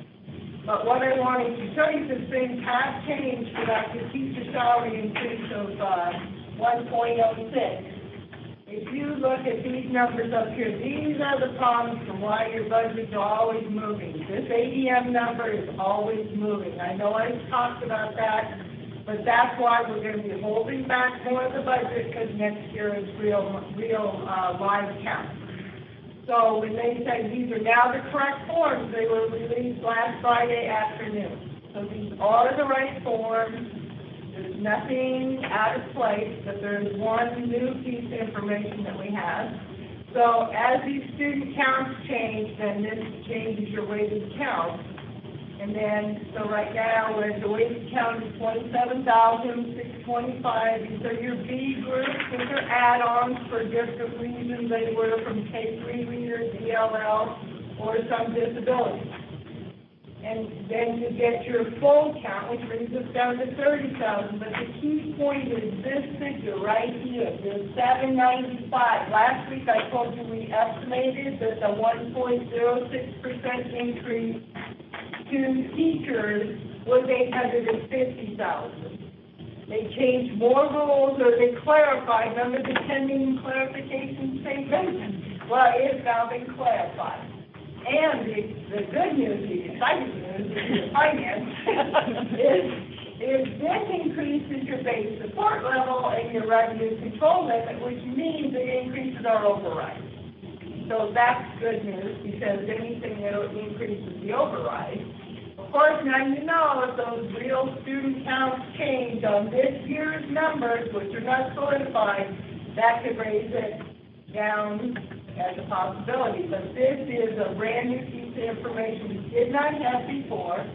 We also learned that teachers from other districts who work in the state of Arizona and come to Scottsdale, we will be giving them their increase as well. And teachers who left Scottsdale Unified and went to another district, they will get their increase over there. As long as they're not a purchase service, as long as they're not based in retirement, all that, what it is, but we now have that there. So this is where we got you to in about the fourth line. Just so you know, anytime those student counts change, they all change. This is our transportation. This is how much we get for transportation. And I'll say that we actually don't spend that. We still drive a lot of miles, but they're still supported. This gets our revenue control limit, which is what you base your override on. So we get 15% of that. This is the infamous DAW page, because it's just not a pretty picture. I had said that we were going to lose 9.5, and we're actually going to lose 9.515. So our override got to $8.5 million, but the state's taking away 9.5 of the 11 that she's getting. But at least our communities have supported us in the override. And what this means is, it's a simple answer that you don't get any state aid. Thanks. Thanks. So, but we have, and our tax rates are still exceedingly low, and we'll present that at the next meeting. A lot of these farms we don't have to do, thank goodness. If you're in impact aid district, that would be important. We're not. We're estimating at this point in time that we're going to roll $4.5 million forward. I know that's a fluctuating number. I can't give you that number till the year's over, but I'm going to be conservative at this point in time. Any questions? Keep going. I have a question. Board Member Kirby. Yes. Okay. Thank you. I have some requests, please, for the next presentation. I guess that would be next Tuesday. First one is a repeat from last week, and it's what I call a cause of change. So if you could explain the difference between, in an ideal world, the classroom dollars that we actually spent this year and the budgeted classroom dollars for next year. And you might have to forecast the balance of this year, and do that also for administration, transportation. I'm going from memory, but I think those were the big differences. Yes. And then also, with that? No, go ahead. Agreement. Okay, and then also, could we see by school site, the number of FTEs along with the cost for those FTEs, regardless if it's M&O, DSEG, title, and then divide that total dollar amount by the number of students enrolled at that school. Now, I know enrollment fluctuates all summer, so let's just use however they ended May, unless we have knowledge that there's a big change, like, for example, maybe at Cherokee, we know enough now that there's been a big enough change of enrollment at that school that we want to go ahead and reflect the newer information. But what I'm trying to get to is how many FTEs are at each site, supporting how many students, and how much do those FTEs cost us? When you say does that make sense? FTE, do you want just teachers, classroom teachers? No, entire. No. I want classroom teachers and any support staff, aides. If there's a speech pathologist or ELL coaches, whatever staff we're allocating to support, because I know every school is different. The student bodies are different, and so they will have different staffing levels. But I'm interested in, and this probably needs to be broken out separately, administration. How much administration is at each site? FTEs and dollars. Because at the end of the day, what we should be able to see are some trends of dollars per student that we're spending at each school, and if there's a difference that's significant, we should be able to explain it. Okay, this is Board Member Kirby. This is Laura Smith.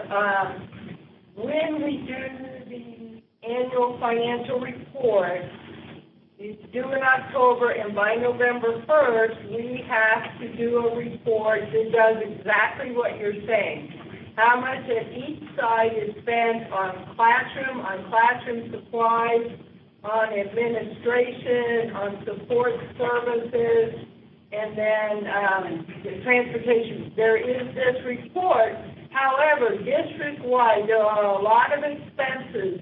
And what you do to allocate those out is you do a per-site ADM and get the percentage of that Yeah, what that is for the entire district, and you allocate out those district level expenses. And that's as close as you can do, and after the AFR is done, that still probably takes me a half a day to do. Okay, that's not what I'm looking for. What I'm trying to get to, I want to understand budgeted dollars. I don't want to look backwards, and I don't want to wait until October. I want to have a good understanding of how we're staffing our site for August. Well, there is and I don't want to, I don't want just an allocation of total district dollars across ADM by site. I'm looking for it to be built up the other way, more of a from the bottom up versus a top down allocation. So for example, Dr. Sitton should be able to tell us right now let's just pick a school, Kiva. Dr. Sitton should be able to tell us right now how many teachers she's planning to have at Kiva, how many instructional aides, how many front office staff, how many administrators, and we should know the cost of those individuals. And I recognize they may be funded from different buckets, M&O, DSEG, title. And then we have an idea that we have 500 students at Kiva, and we should be able to divide the dollars by the number of students. And we do that by site, then we should be able to step back out of the trees and look at the forest and say, yeah, we are equitable in our staffing across campuses. I'm not interested in classroom supplies. I mean, we'll get there 2 or 3 years from now. I'm not interested in transportation dollars. I'm really just looking at FTE. Okay, so we can do that. It's not going to align to any other state report, though. So just as long as everyone understands, this is a budgeting formula that we're going to look at, but it's not an alignment to some other state report someone might pull off. So we'll work on solving the situation. Can I get clarity? Okay, that's a great disclaimer, and I appreciate that. But I'm hoping this will yield more insight to us than any state report has ever yielded. We can do it. I'll show you. We'll show you how to do that. It just doesn't align to anything else. You're going to pull from multiple places. Okay. Okay. Thank you. All right. Thanks.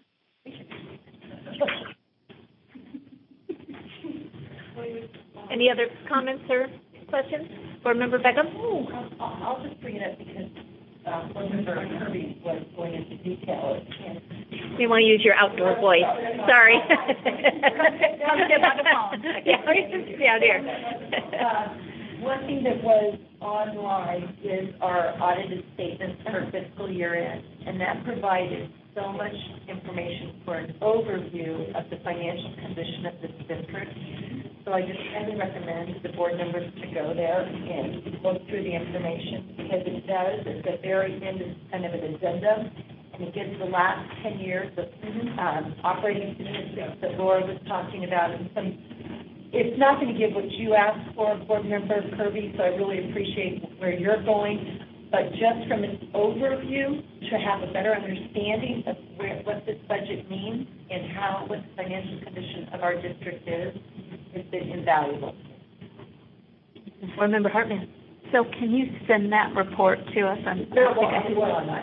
On our Yes. I'll show you where it is. Okay, just send me the link. I can send you the picture of that. Just public information. Yeah. Now, one thing on a comprehensive annual financial report, the auditors draw a line in the sand of June 30th. And the year is closed, so any money we receive July 1st through the end of the fiscal year is due to, and any encumbrances we paid are due from and is due to for any bills that have to be paid that year. But they have to do a line in the sand so they can get that solid date. Those are great comments. And you're right, there's a lot of information. So, shall we move on, or we have more questions? Okay. So, when we go through all of our worksheets, we end up with this number, which was on worksheet E. And that's the number we made 16% of our M&O override on, which is the $19 million, so that that add-on of the teacher's 1.06% does help out that number. So this is our M&O. This is what we should receive from the state, which I had in our other summarized. The state should be providing Scottsdale Unified or our budget capacity, $11 million. And they took away $9.5. That's how they balanced the budget. So, and so we end up with $1 million, $1,000,006, when we should get $11 million. And so, as you can imagine, without that override, we would be burning more than we bring in, which there are many districts in that predicament. So we take all of this dollar, which is unrestricted capital, and we keep it in our capital. The day you see that money leave that column is the day you're financially unsound, because you're basically taking what little capital money you have and you're burning it up. So that if anyone in finance knows that you're living on your credit card when you take that money away. So this override is our M&O override, which is still in full phase. It will start backing down in 2 years. And then $8.5 million is our new capital money, thank you voters, for supporting the district on that. As you can see in this district, how would you ever survive on $1.6 million? These are tuitions that we receive from individuals, and the other is what we receive from other Arizona districts.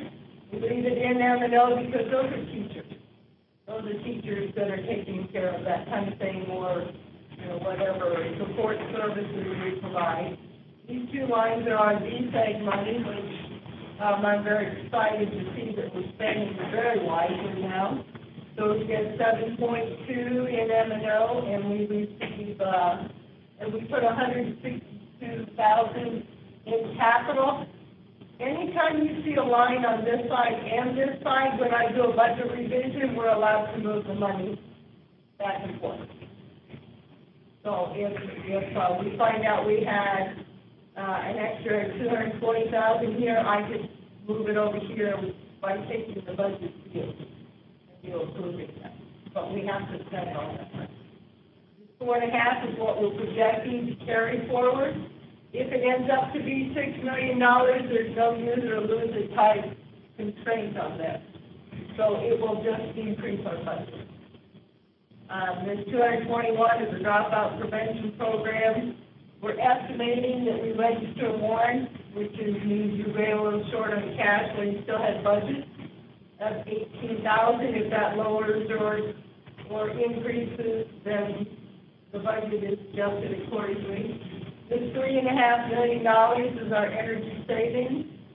So by statute, because we've invested that money in mid-states or wherever we've done it, they give us a statement, and we have to transfer money over into that capital account because it saves us energy. This is, I'll have this, so this is the Prop 123 money. $1 million, as you can see, you could put it in capital if you didn't have that, but we don't. We're going to go according to the plan. So we're bringing in $10 million new dollars in capital and $156 million in our M&O. So last week we did a full review of this page. Some of these numbers have changed a little bit. We won't be changing those between now and next Tuesday. And because we're posting this information online, I'm pushing this through to today so that the public has a whole other few days, whatever it is, today's Wednesday. Next Tuesday, we actually do the meeting where we actually do the proposal, but the public will have more information to review prior to that. We've got our head counts on here, just like we discussed last week. Last week, I don't remember which of you, maybe all of you wanted to know where the money was. The money? And I had said I thought this box was $1.5 million, and it's actually 1.6 million.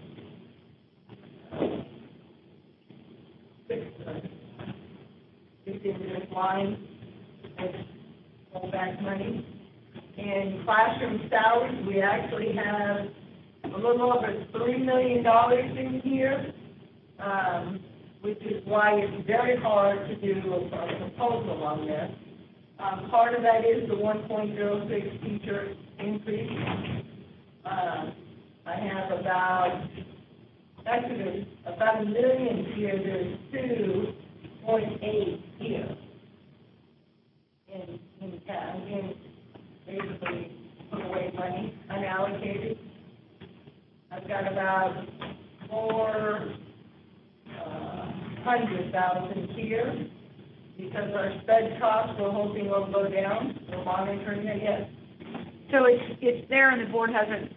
We haven't brought a plan to them about the 1.06. So it's designated there, sitting in the salaries. By the June 20th, we need to make a decision so that we can set if it's going to be a single check or whatever for next year. Because remember, this is the money we got from the governor.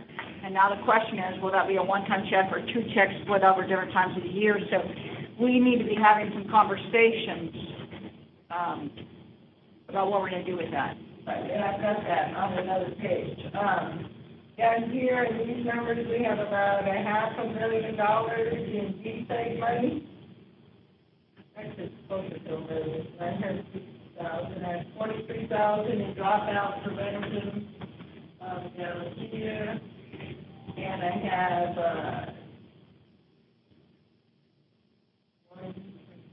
another $31,000 down in K3 region.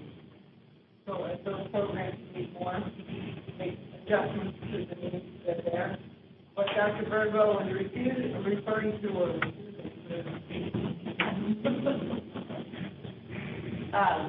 this is a whole new section in our budget about that process, about the governor's money to increase teacher salaries. So we do estimates on this. Because once again, you could go into interpretation number of teachers eligible for increase next year. Well, does that mean which increase? Is that because we gave everyone a raise? Is that because we're anticipating new teachers coming in and filling the old positions? It's not real clear. But once we do our AFR by November 1st, we're allowed to revise all this. Remember, Beck, designate a time in which we are to get the net number, and then they will pay us some funds so that we can therefore. They don't pay us; we pay our own. Well, at some point, they're going to fund that amount. In the normal budgeting process and not Scottsdale. Oh, okay. The number that you would put on this sheet and submit is what they're going to fund. And they're going to allow you, because it's a new, to make some adjustments to it. But when is it that they actually give those funds to you for that 1.06? Well, that, because it's on worksheet C, that was on your base support level. So you're increasing your budget right there. On the worksheet where I pointed out we have a big good day, we're going to tax for that money. States aren't going to give Scottsdale any money for it. So the deadline, let me do this differently. In the summer, there's a deadline where everybody submits their budgets to the state. Yes. The date on that is? Well, July 15th, the adopted budget must be uploaded. So July 15th, when those get uploaded to the state funds it. Now, ignore that in Scottsdale language, because the Scottsdale isn't funded by the state, it's self-funded. So we will be allowed to tax for that at that time. Yes. But the rest of the state will get funded. And we will receive 16 taxation Throughout the year, every month. Yes. So one of the ways I would maybe just suggest that when you put together how we pay for this, that we look at how we receive that money, so that maybe we can pay it, get the money in before we pay it out. So in case I don't think that there's ever been a cash flow problem in this district from what I can see. So I don't know if that's an issue or not, but we might want to look at it two different ways. It just kind of makes sense that when you get the money in, you pay it out. Now, you get your major taxes twice a year, in November and in April. So that's all we might want to wouldn't do it consider. before November, and I wouldn't April is a little late in the year. I think there is, to us, your teachers saying that that's something we can take a look at, but that is part of our plan. So in here, this is where we're coming up with $795,208. Like I said, we're allowed to change this once we do our AFR because the number of eligible teachers is what we report on our AFR. So this is our best estimate at this point in time. We told all teacher salaries that are coded to 1,000 functions, including their regular salaries and their addendum. And that's what we're supposed to pay. Board Member Beckham, and then Board Member Kirby will be after you. Tell me if I got something is this 1.06, they said going to the base salary, so we're going to put it in base salary and then take it out after 2 years, because they're not funding it? No.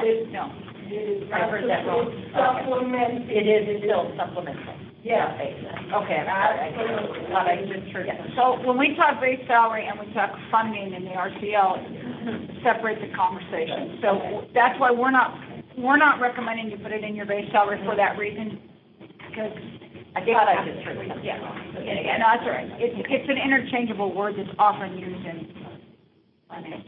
Member Kirby? Thank you. So,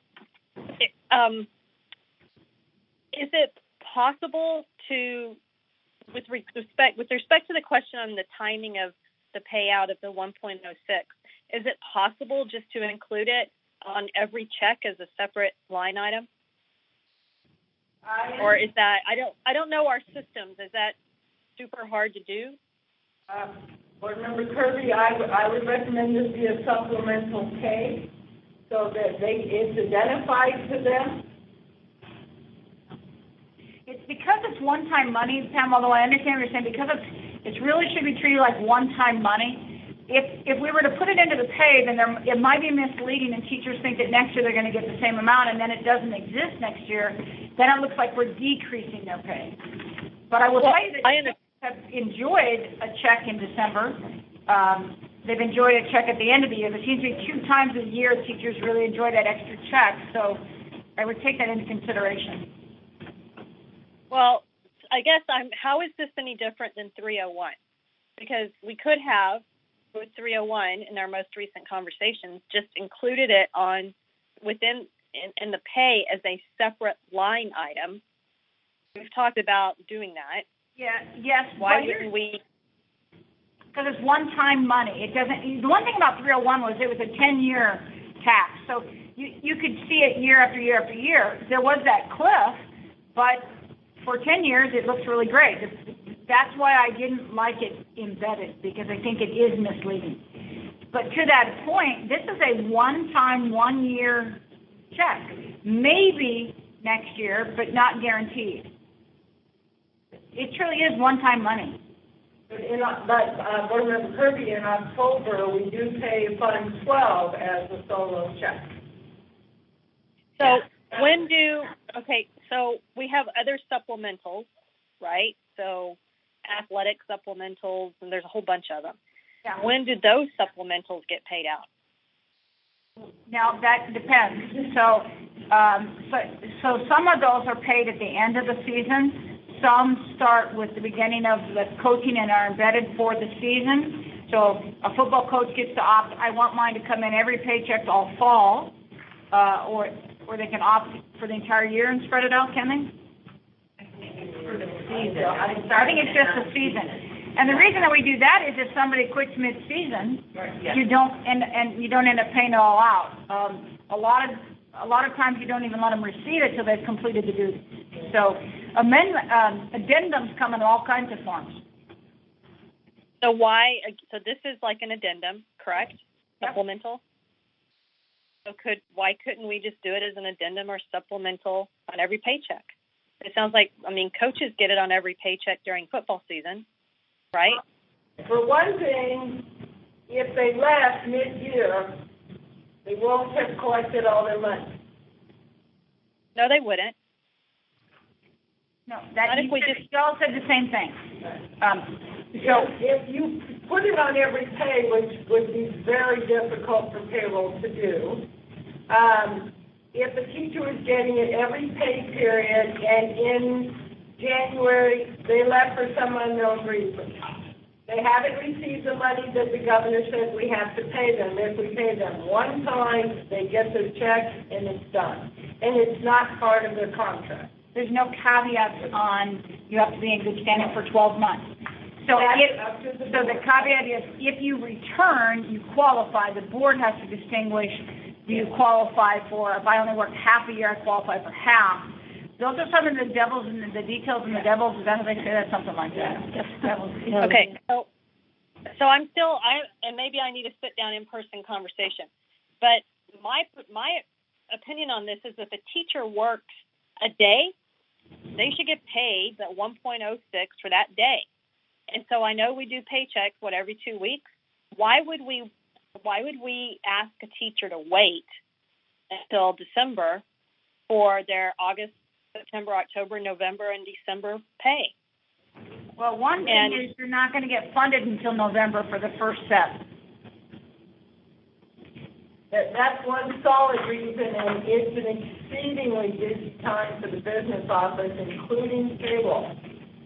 And now you want to throw a special pay in there, and I'm not saying that when it should or shouldn't happen, but at that point in time in July, they're still entering new employees constantly.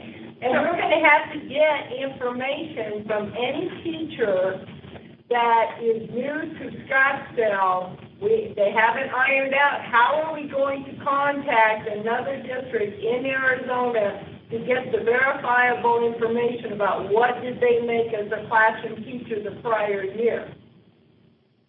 That one's based on? Okay, so now you're presenting a really good argument of just the technical process to get this thing up and running, which is what I was looking for at the beginning. Is it systematically difficult to put it on every paycheck? And it sounds like it is. Maybe not every pay, but it's systematically difficult to put it on the first couple of paychecks until we get A, funded in November, and B, get a very good handle on verifiable salaries from prior districts and get those employees in our systems properly. So that is a defensible reason why we would consider waiting until December. That's a very good recap. Thank you so much. And I really think that it's up to the board to decide, but I think November is a really good time to get it. It's just in time for a break coming up or break. Yeah. That would be a very feasible time. I've completed the AFR. We're absolutely solid on our numbers. I don't know, anybody wouldn't be and the reason I wanted to hammer this out, I know we have to decide at the end of June, but I don't want to wait till the very last minute to have these conversations, is at some point there will need to be communication to the employees as to when they should expect to see this money. And if we wait until December, then we need to explain very clearly why we waited until December. And it needs to be a defensible rationale. We have to upload this year on our meeting notification to teachers when this meeting will be held and when it will be appointed, that money will be sent to qualified teachers. So two things. One, yes, we will be sending out a summer letter to all employees regarding this, as well as the professional development and those pieces as well. Erin will be very busy with it. Second, to that communication, I just lost my train of thought. Well, I'll jump in because maybe it might be where you're going. Maybe you'll have it. Maybe I'll have it because what I'm hearing too, in terms of communication, to understand where it's coming from, this one-time dollars, even two, I don't even know if you want to suggest that it might be two, but one-time dollars, here's when it's coming, here's when we can feasibly deliver it to it, and who will expect it. Who can expect it and who should not expect it. That's a communication, I remember. Okay. Phase 2 of that is tomorrow. The cabinet is meeting with the SEA new executive board, and this will be one of our discussions. I remember. And yes, the governor and the statute is clear about who will receive it. It is classroom teachers. Your function has to start with a 1. So if you're a TOA, you're a support service, you don't qualify. If you're a librarian, you don't qualify. If you're a counselor, you don't qualify. You must be in the classroom where students come to you. Okay, Board Member Hartman? So, just since you're going to be speaking to the SEA tomorrow, it would seem to me this is supplemental. It's one time only. The more we can articulate that it's not even our decision, it's a state decision. We're talking about roughly an average $400. I would be a big advocate of one time, keep this simple, do it November, December, right before the holidays when people actually appreciate as small as it is something, right? Exactly. For what they say. I anticipate the conversation the board will have during this month for a June direction. We'll be able to bring back our conversation. But I suspect the conversation will then trail to what about the others? Okay. And see, we know what the state has said. But then what we've expected, if I use 301 as just the model, then we get well, what about the others? Because we've had that conversation in 301, and every district in the state has been having that conversation over 301 because of the lack of clarity. So this time they were very clear, and the expectation is, well, go find the money and make up the difference. And that's the significant impact. And so as we put that together and send out to the board, then we'll try to educate you the best we can before the 20th, because to me, that's the problem. Okay. That's going to be the bigger problem. Yeah. That's significant. Have and have not. You mean the like? Go ahead, Board Member Secretary. The counselors are going to be saying. Oh, yeah. That's what you mean. Yeah. Oh, make sure. Yeah. In 301, the counselors demanded that they receive a 301 check.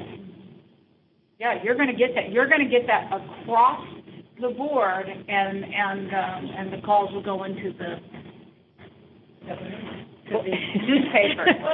We wish it. Board Member Kravitz? I'll hold my comment until later time. So we'll send you all that broken down and different models so that you can see what we're going to be seeing in the numbers. I think that's really important to analyze. And in light of that, also just remember a week ago, I couldn't answer that question. Where this money went is a clarification, so it is ongoing. But I don't expect any changes in this budget between this and next week. And I don't expect any changes between the proposed and adopted. And by law, I cannot increase the budget. Once we propose it, that's it. The only thing that can go up are like the carryovers or some capacity, because the critical part for Scottsdale is this tax rate. That's a one-shot deal. So this is page 2. The significant thing here, which will get us a letter from ADE, is our budget this year, which is on this form is called prior year, is less than the new year. So that automatically is going to generate a letter from the special ed department demanding that I justify our MOE. So it's this piece that they will look at. MOE, maintenance of effort. So you take the number of students who you receive special ed funding for, and you can weight them out, and then divide it into this number and get a per pupil expenditure.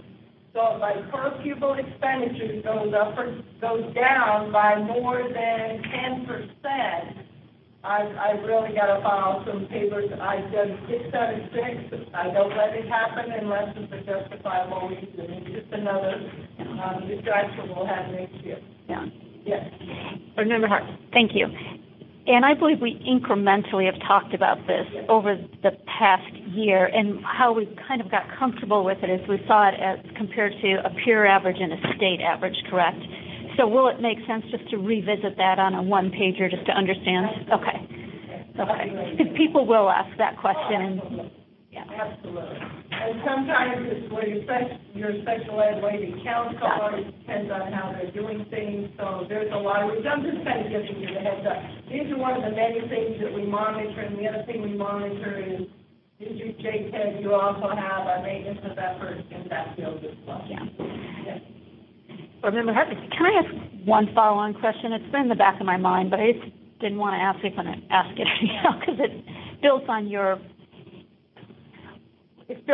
theory of when you just said, if it's over 10%. If I were looking at this, and I think we've talked about most of this incrementally, so that's the reason why I haven't brought it up, but if you look at that front page, the numbers that you really focus on, or that I really focus on, this is my auditor hat, is anything that's greater total over 5%, that's a delta, so it changes.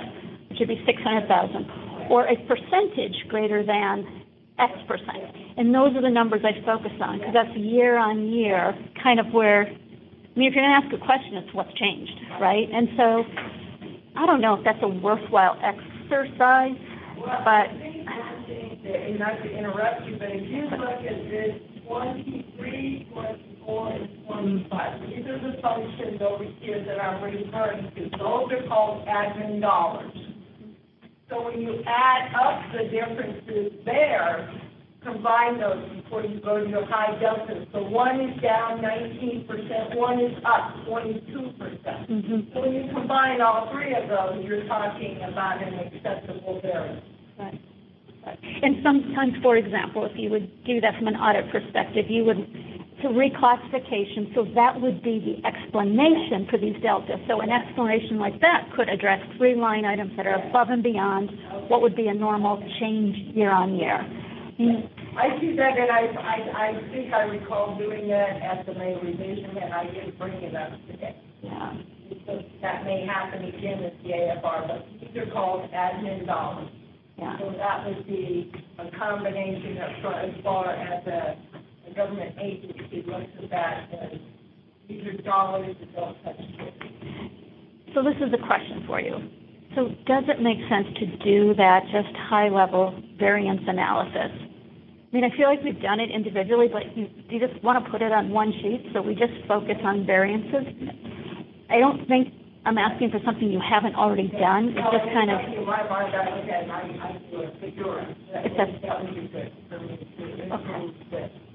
okay.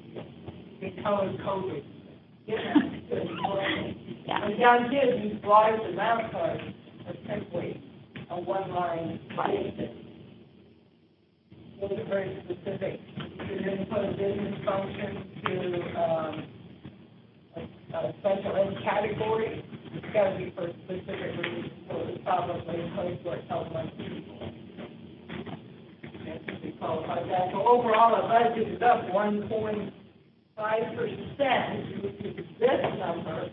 But remember, we're putting in those 400 kids that are new to the district that's part of our holding back, which is the equivalent of what I'm going to say. So I believe we're in good shape. Mm-hmm.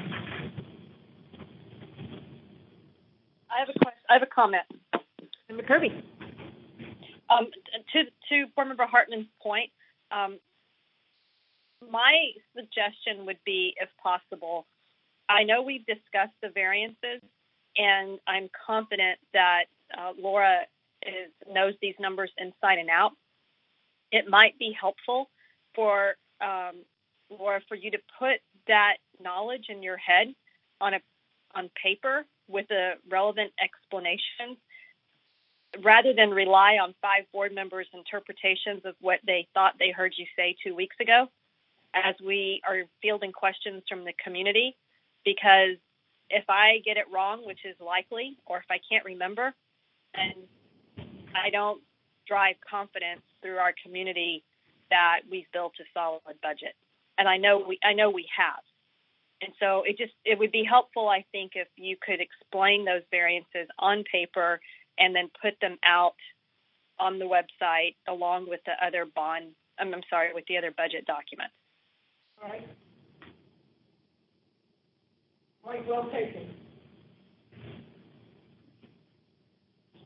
So, when we bring our budget from here, this is where the details go out to support our budget. So, that takes care of our new monies, and on pay date is a carryover, which is estimates. So, in total, we actually had, $13.5 million.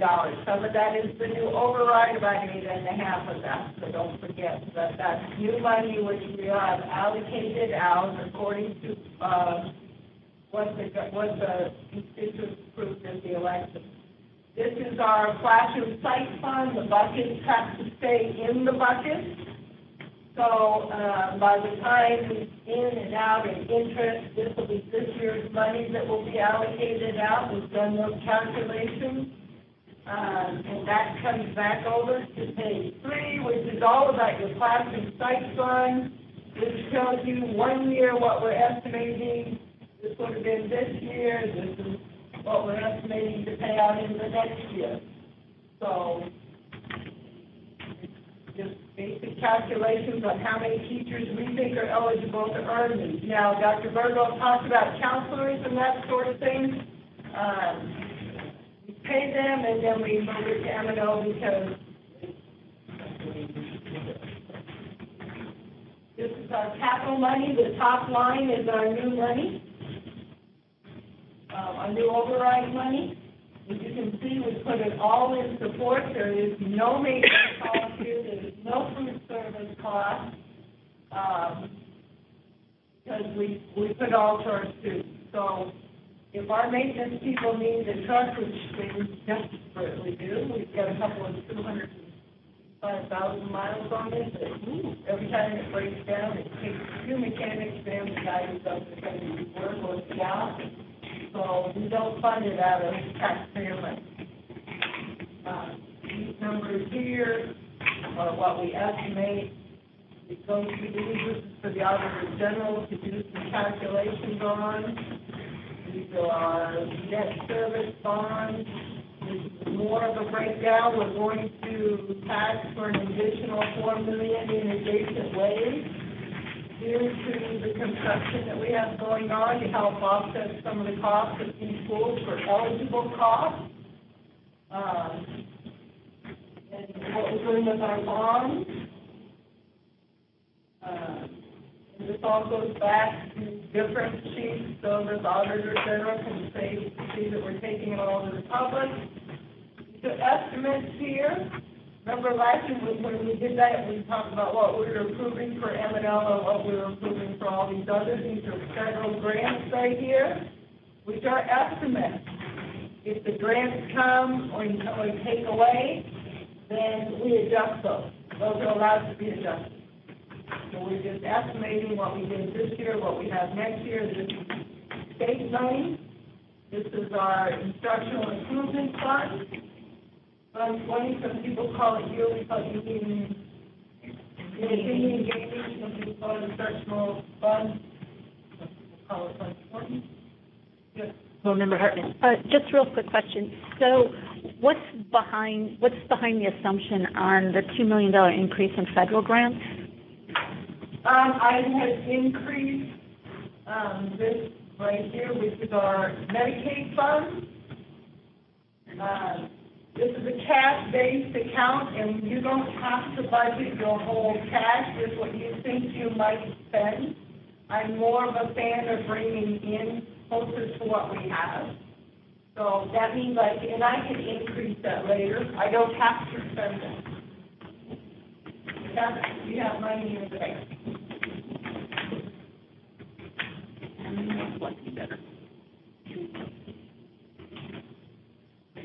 Board Member Beckham.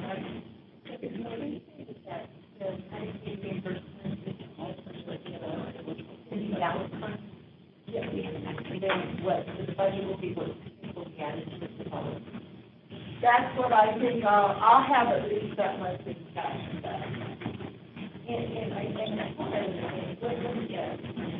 Medicaid in public schools is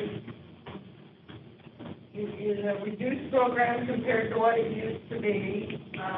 There's certain expenditures that qualify for this. We have to do quarterly reports. and trying to think about the basic way. It goes back into special education to support kids with special needs, so it's also collected by students with special needs. So a student who has to have an aide to take them to a restaurant, that time that aide spends in toileting counts towards Medicaid reimbursement. Or I believe the trach being cleaned, or so when those types of services to special needs, you can Medicaid reimburse, collect those dollars, and we put those back into special needs children. Correct. Yeah, and also some very unique pieces of equipment that they may need from your physical funded. Right.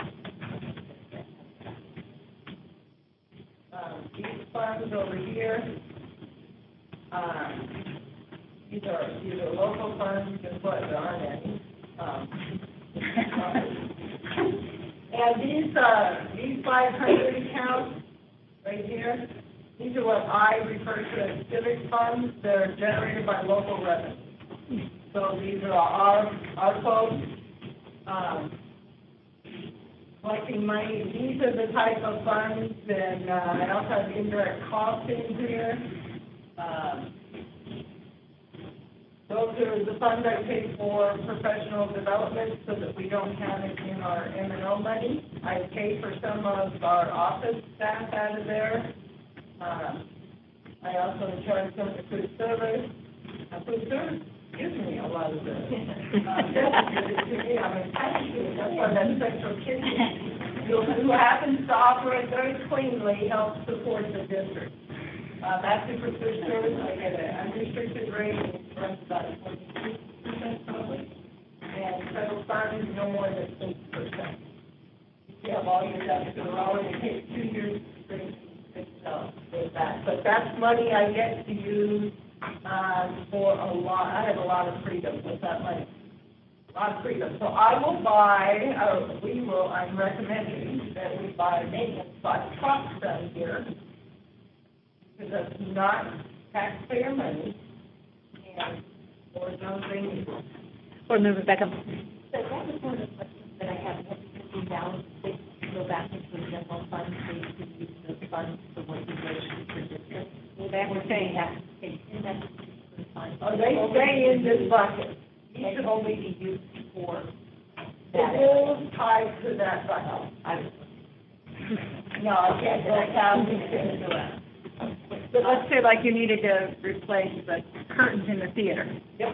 This would be a place you could go to do that. And so it does affect student learning and student space, but it comes out of this funding without hitting, say, your capital or your M&O. Explain how that works then, because I thought you meant it had, because you could say the curtains are used after school and because I was in school. We rent those buildings. You rent the buildings. And the maintenance trust has to be indirect costs are used to support grants and food service getting indirect costs away. They all have different rules. Like Title III only gets 3%. Most of them get up to your restricted rate, which varies according to 2 years ago spending. But it goes into this 570 fund, and that 570 fund has a lot of freedom to it. And it's to support the services you can't identify. For instance, Title I has all kinds of students, all kinds of bus costs, all kinds of extra. We run payroll checks, we run supply checks, we pay vouchers, we pay bills, we pay all kinds of things. So I get a small percentage of the money that I can just spread around. It isn't identifiable. So indirect costs kind of is one of those areas that kind of asks for the general message. You take somebody like versus community schools or civic center where you really need to go back to. Yes. Yes. So indirect costs has that flexibility to support the schools in a way that when you don't have funds coming in. And like textbook money, I collect textbook money from students who lose their textbooks or their library books. And I can only buy textbooks or library books from there. So each one, insurance proceeds.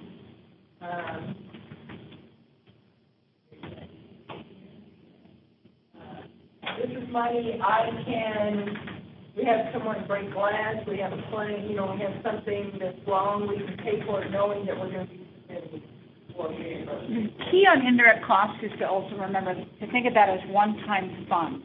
When it's gone, it's gone. So although there is some collection of that, it's why sometimes it becomes this conversation with staff of, well, why didn't you give us an increase out of that? Well, because it's not residual. So, but it does support in other ways. And so then, of course, some stuff still has something we'll continue to have. And I have this spreadsheet that filled out from the end of our decade. What we pay each year, we only have less balance at the end of the year. And I need this to fill out my form for the readily available. So that's something else to ask for. This actually should have a form in there, so that will change for the next Board Member Hartman? So Laura, this is the expense, this is the expense side, right? This isn't the revenue side. Yes, this is what I'm budgeting that I would spend this year, and I can change these ways. Okay. And so, for example, food services generates revenue, additional revenue, so we can spend it in different ways. Yes, and they have rules on there. Okay. So this is the uses versus the sources, but in some cases both source and use, right? Okay. So so if you added this all up, this adds up to something, this other fund category. It's kind of an interesting category because it sort of reflects either, I would assume, either entrepreneurial effort or, yeah. Well, and food services is another example, right? Where there's a little entrepreneur. It's federal revenue, and they can only pay us indirect costs based on federal revenue. Each one of these has its own set of rules, and basically you can keep those rules. Okay. So on these, what I'm saying here is right now, this is what I think I'll spend. A plan, whatever you want to call it. It doesn't mean that's what I'm going to have to stay with. Like, for instance, I increased this, but I could have left it at $2 million. But I'm trying to be more transparent in what we think we might actually do. Food service, for instance, I refer to these as also cash accounts because they don't get a budget. They get cash. So I can't spend more than what I have. But in food service, we spent almost $12 million this year. We increased that just a little bit. Now, their account doesn't have $12 million in it. And they can only bring forward 3 months' worth of operating costs. And that's because the revenue trails. And their expenses start up, are going year-round, but I won't get any revenue to speak of for July, even if they ever come with fees. It's still not going to be a full month. So August is a full month of students participating in meals. But I won't get that money till September, October, because then you'll be, now it's September, it's about 6 weeks, about 6 weeks. So I've got my managers, my utilities, all my insurance, that all goes on year-round. So you're only allowed to carry 3 months forward, but that's one of the few accounts in a 500 that actually does a projection based on experience. That's a very nice program we have, but I can't speak enough about it. Each one of these, like, see, we have a school opening area. So we have a fingerprint fund with $9,000. We literally have to fingerprint on all kinds of people. Some we pay for, some we don't. So all these are on here. This is all of our money. This is our energy savings. Remember, we did a transfer out of M&O to go here, which is very hard because it doesn't really count as an expense. It's a transfer. When I met with some of the teachers that were trying to understand our budget, that was something I had to point out to them because it's not clearly known. And so basically, the board president signs this every year. And by the way, we take our budget to you. This is a month early. A month early. This, I cannot tell you anyone else that is this far along in the budget. So we're really blazing the trail here. This tax rate I have to set. It's on my cover sheet. The reason why that one isn't set yet is because I have to do my projections on cash. Because that was second that I'm looking at it coming in at basically the same amount. These are exceedingly low tax rates. I mean, I realize we don't get state aid, but for my goodness, the taxes a lot are 7%. So, in this tax deduction, I mean, people have to go, this is an investment you get, that at least you can write off, and anyone who's ever lived back in these, those people would die for this. Oh, yeah. This doesn't even come as a county tax. So, that's more digression on that. This compares for you with, there's a lot of what Board Member Hartman was talking about. What did I spend in salaries this prior year now means this year? And what am I projecting next year? These are salaries, 1,100. Class, these are the people that get the 1.06. None of these people. These people probably will. These probably will. The 200 will here and some of these others. Those are the people that get the 1.06 because it has a 1,000 in the function. And to get there, you have to be in a class. So these actually compare those numbers, but that's not, she wanted to do it by sight. So, but this is this. And this is the summary page. And it used to be you had to put this in your newspaper. So, it was a lot of money. So, this is all M&O money. So, it just does the same type summary. And see how I could do that up 23, 24, 25. There you go. This is principals are 24 at the site. 23 is the governing board and superintendent, and 25 is all of us other people that run IT, that run HR, that run business, printing, purchasing, warehouse, all of those. So this probably did all that for you. That's where Board Member Hartman, your variance is here. I think they cleared them all. I remember we have a little stash here for the salaries. The benefits. I told them they don't sit there. We made account for the extra increase.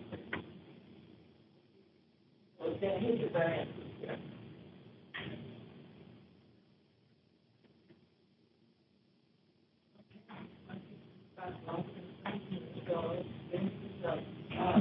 Talking to self. And Mrs. Kirby's on the phone. And these are proposed staffing numbers, which once again are the projections.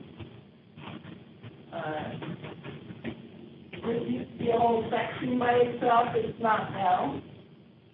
And these get into the summary of the seminar, which would have been the same as the same as the page before. This is our instructional improvement. These are obviously increased a little bit. The classroom site fund, the federal projects, which is all those federal grants we talked about, and that increase is mostly going to be due to the $2 million we added on with next month. Medicaid public school, state projects. The capital, it went way up because we have an override. The case is the same. That service will go down and because that's the new payment on there. That's 1 year, but we got to take off something. We also did some refunding, if you recall. Auxiliary money is budgeted more because probably have one. Board Member Beckham? The proposed staffing summary, the special education part of that 2017, or are they in addition to? They're in addition to, I believe. We had to reread those instructions because we were coming up with the numbers and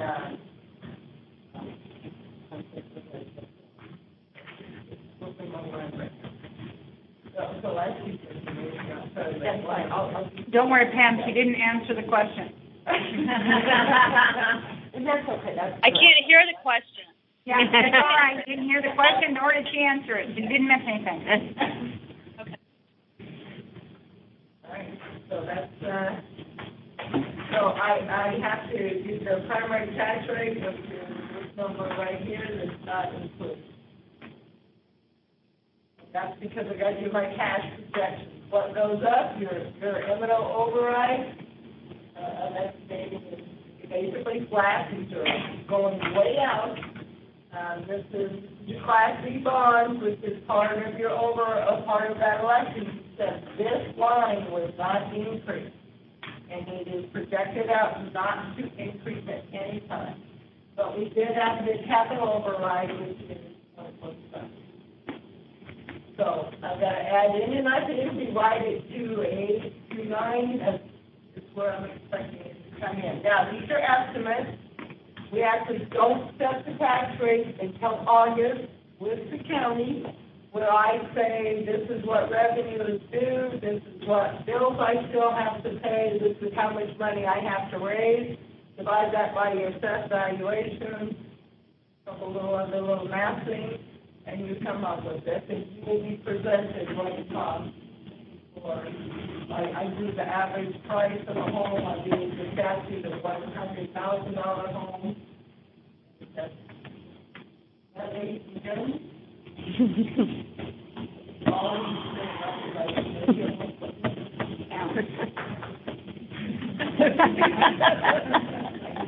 That would be Dr. McCauley clapping the finances over. You should like the number. All right. Any additional questions? Thank you. Thank you. All right. Detailed, Laura. Thank you. Wow. Thank you. Right. Next time, warn me. I'll get a couple. Okay. Do we at this point want to take a 7:30? You sure? A little 3 to 5 minute break here for the moment, and then we will come back and wrap it up. Okay, excellent. So we are going to reconvene here and get on to information discussion item 3B, discussion on district central kitchen. Mr. Hartwell.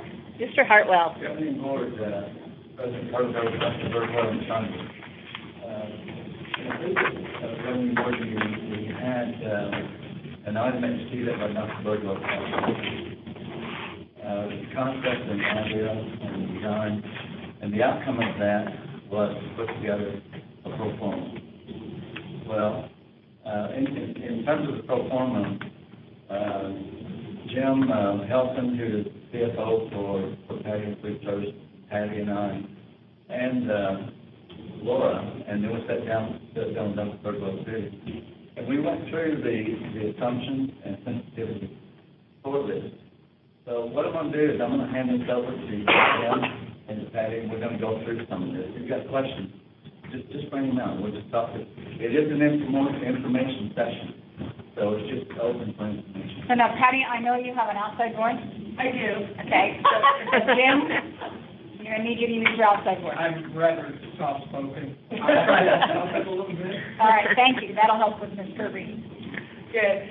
So, Madam President, members of the board, Dr. Birdwell, sometimes I feel like I'm too loud. It's that Italian to me. I want to thank you first for inviting us here to go over this proposed concept of a centralized kitchen. Not often does food service get the opportunity to come before the board, so it's kind of exciting for us. I know for Jim, he got to sit through a couple hours of discussion, so that was really fun for him. This is all about numbers and finance, so he was excited and he was happy. So basically what we want to do is come before you with a pro forma. I know it might be a little confusing when you first look at it because you're not really sure what numbers we're speaking to. So Jim, I'm going to hand it off to Jim first. Jim Helton's been with us for 12 years. He and I have been together about the same amount of time. And he is our operations manager that oversees the finance area of nutrition services. He is an employee of nutrition services and SUSD. But he's kind of my guiding force. This is really, you need to think about this, Patty, or what about this when I come with my crazy vision? So he's my grounding force, and I'm going to let him go through the numbers, and then I'm going to talk afterward a little bit about what the centralized kitchen can do for our students, and then to also go over some clarifications of what we might be hearing out there about this kitchen. So go Okay, the first thing I'd like to do is just sort of put these numbers into perspective in terms of what they represent. I know that we've had a couple of questions about, we know the magnitude of your operation. This doesn't reflect that. And what this reflects is basically the operation of what I would call our catering operation right now. And that's last year, to put it into perspective, that area produced about $1 million of revenue and about $370,000 of operating profit. And that business is, by and large, business that's outside the district. It's Head Start programs, it's charter schools. It has nothing to do really with SUSD. It's a true piece of business that we've created over the past 10 years that sort of supplements our department's ability to do good things for kids. When we look at the $1.5 million, and when you see the 1500, the convention here is that those are thousands of dollars. So the 1500 represents $1.5 million. That's our current run rate in this department that we're talking about, or this segment of our department that we're talking about. That number, again, was $1 million last year. We've just in the last couple of months added another piece of business that's almost $500,000 in that itself, and that's new Head Start operations that we've taken on. This business has developed in a site sporadically. It was a small piece, it got to be a larger piece, it got to be a larger piece, and it's very fragmented now and not very user-friendly, and the flow is not really very nice. To be able to redo that space and create some efficiencies and position ourselves to take on a little more business, that's really at the heart of what we're talking about here in terms of the $2 million common area investment. I'm going to go through year one and just talk about what makes up the numbers. The top number is $1.5 million, and that's the revenue. Labor expenses are about 28% of revenue, and that's based upon history within this segment of what we do. Food expense is about 35% of the revenue, and that's based on history as well. Other expenses are about 10% of the food cost, and those are really the supplies like straws and sport kits and things of that nature that support the food operation. Nutrition services equipment, this is a positive number. It's not an expense. It's a contribution that we are prepared to make. We ended last year with a cash balance in our department of $1,960,000. We anticipate that we'll end this year with a cash balance of about $2.3 million. We have a need in order to support what I would call our float, the fact that we're spending money today that we're not going to get reimbursed for like 6 weeks down the road. That requirement, so that the district doesn't have to fund our operation, is about $1.3 million. So we have about $1 million that we could part with in order to help make this happen. And that's where that $1 million comes from. It's a contribution that we're prepared to make with cash that we have on hand. So it would offset, if this were bond money, if this $2 million were bond money, it would offset that or come back into the district in the form of contribution, again, in the form of purchasing equipment. And that could be in the form of, if we have Hopi that's built out. They may have $200,000 or $300,000 of food service equipment that they need. We can fund that. So that's what that represents. So in year one, if you start with revenue, you take out labor costs, you take out food costs, you take out other expense, add back the nutrition services equipment contribution. The cash flow is $1.5 million in that first year. Second year, same sort of calculation, we would be generating a cash flow of $754,000. What this tells us is that within 1.7 years, we would have payback on the original $2 million. And that then positions us, and we grow revenue according to ramping up over time. We think that we'll be fully operational and using that space by year 3. And at that point, we would be at a revenue level of about $3 million. And this would allow us to do many, many things, which Patty is going to talk about in terms of the qualitative side, things that we can do to make students experience much better. Any questions on the numbers side? Board Member Hartman.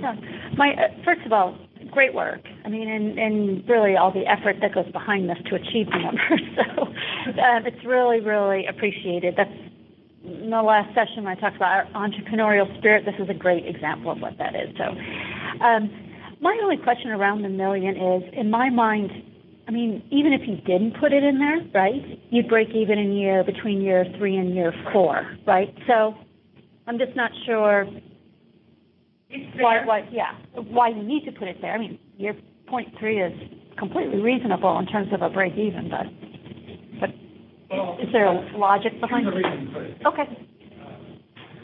We are constrained from the buildup of cash.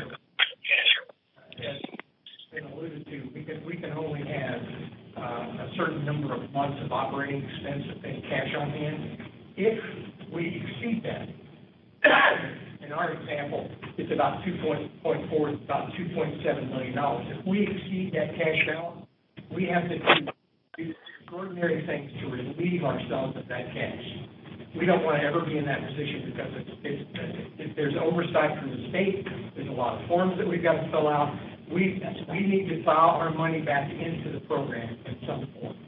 So we're at a point now where we can take that $1 million and put it back into the program in one form. So it would be helpful overall to be able to bring that back in the form of equipment because it's that time. Okay. Several years ago, we funded about $1.5 million worth of equipment for high school. We weren't in a financial position at that point in time to be able to come up with the cash, and we had to do a lease structure on it. But we were able to pay that off within 3 years. Mm-hmm. So as time goes by, there's always going to be a need potentially for us to plow money back into the program at some point. So this is an opportunity to do that. And just if you could just expand on that for just 30 seconds. So what can we use those dollars for over time? Because a 40% margin is a pretty, reasonable. We are restricted. What a wonderful problem. Right. So I'm just wondering what we could do with that problem. We are restricted on using those funds basically in our food service department. You can't use those funds to say we're going to fund some salaries outside of food service, or we're going to fund a baseball field improvement. We have to use it within the food service area. So we could improve maybe serving lines at schools, go into some of the ones that look antiquated and a little bit industrial and make them, nicer experiences for the kids. We could look at menus, looking at our menu. Anything you've got to do, that you've got to make sure that you're making it sustainable, because that might be a one-time pot of money that when it's gone, it's gone. Sort of what Laura talked about when she said some of that extra float money. When it's gone, it's gone. So it's got to be a sustainable thing. So I would caution to say to put it into salaries because you don't always have that pool of money sitting there. So we would do it into something that's fixed and something we can control. Okay. Could it potentially fund something that's, food services, hospitality, CTE related? I honestly don't know the answer to that one. I don't know if I know nutrition education can be funded from it. I don't know if we get into the world of CTE because I'm not really familiar with the CTE. Something to consider, but again, you have to look at sustainability. The nutritional program side of it, however, is very possible. We've also talked about if the central kitchen moves forward. Side of CTE, as I've talked with Patty about, I'd like to bring culinary arts students in for internships, particularly those who may not be able to have the time and the transportation issues, but right here in the district, here's a great opportunity of the real world of culinary arts because of the catering side. And we'll get into that a little bit too. I also would like to have Ginny spend a little bit of time to talk about our expenses and like our labor expense percent of revenue and why you see it flat over 5 years, because what's going to everybody's mind about having a labor increase, especially in our department, 60% of our employees were impacted by the minimum wage increase. There's a reason for that, and I'll have Jimmy go and explain this so well. First, we have a question from Board Member Kirby. Okay. Thank you both for the work put into this. This is a gold standard in submitting a proposal for consideration. So thanks again. On the back to the $1 million, and bear with me because I don't really know how to ask this question properly. You may have to interpret and get to the spirit of what I'm asking. Okay. So I don't know if food services spends money to M&O for indirect costs, or if M&O charges food services for indirect costs. And I think I'm using the right terms there, and you may have to interpret what I'm asking if you can. But approximately how much annually is that? Right now, it depends on the indirect rate. In the last several years, we've been in the 20 percentile for indirects. I think this year we're at 21.48, almost 22%. Last year we were at 24.98% indirect rate. So you take our federal dollars that we've received, which typically runs at about $4 million that we receive in federal reimbursement. Of that revenue, the district is allowed to have whatever that indirect rate percentage is of that $4 million. So like last year, it was $1 million. Right off the top, that was revenue, and I don't know who else has that kind of business deal going, but it's pretty darn good to get a percentage of revenue, not profit. So you get that revenue. And additionally, we pay about $500,000 in some building services salaries and some other salaries within the district. So right now, we did $1.5 million in a contribution last school year between indirects and some direct payments of salaries. Okay, so what is the current, so back to the $1 million in year one that is in the pro forma, and knowing that you guys send $1.5 million, right? What's the current balance?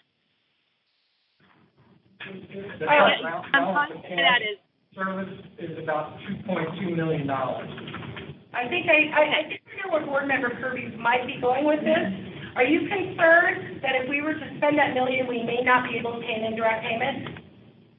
I just want to make sure that I want to understand the sustainability of the indirect payment. So, yes. I can assure you that right now we run a budget every single year, and we run a pretty detailed profit and loss statement every single month. And in our budget for the year, in our regular operations, in our $9 million worth of revenue, we already have that built in for our indirects, and we pay monthly payments to the district based on that indirect calculation of what we've budgeted, and then we do what's called a true-up in June if there's an offset, either a plus or a minus for that month to kind of clear up what might be that final little payment to the district. And I can tell you, since we started paying indirects, I would say 10 years ago? Is that about, gosh, I can't believe it's been 10 years. There's never been a problem with us paying indirects, and this cash that we're talking about, this $1 million, is irrespective of that, the ability for us to pay that indirect to the district. So Patty, is the $1.5 million for indirects, is that buried in the 28% labor as a percent of revenue and 35% food as an expense as a percent of revenue, or is it outside of this entire pro forma? It's outside. It's on our. Okay. It's after our operating profit. Okay, so that's why I was asking the question. Right, so right. What I thought I heard Jimmy say is the balance currently is around $3 million. Our cash balance, right? as we sit here today, is about $2.2 million. We expect to end the year at about $2.3 million. We ended last year about $1.9 million. So we're adding above and beyond all of our expenses every year to our cash balance. Okay, so in year one, let's say the cash balance, this is hard for me being remote, so bear with me. The cash balance was $2.3 million. That's where we're at right now. Right. Okay, 2.3 million. And we send 1.5 million for indirect. We're not spending out of our cash balance for indirect. We're spending that out of our revenues for during the regular school year. So so that cash balance is separate than our revenues. Each year we might generate anywhere about $9 million in revenue. At the end of the year, we end up this year with about $400,000 we anticipate that will go into a cash balance, almost like a rainy day fund, so to speak, or a savings account. So here's where I'm lost. Okay. So here's where I'm lost. You just said $9 million of revenue, but the spreadsheet says $1.5 million of revenue. Okay. The spreadsheet is based upon one piece of the overall food nutrition services department. It's only our catering operation.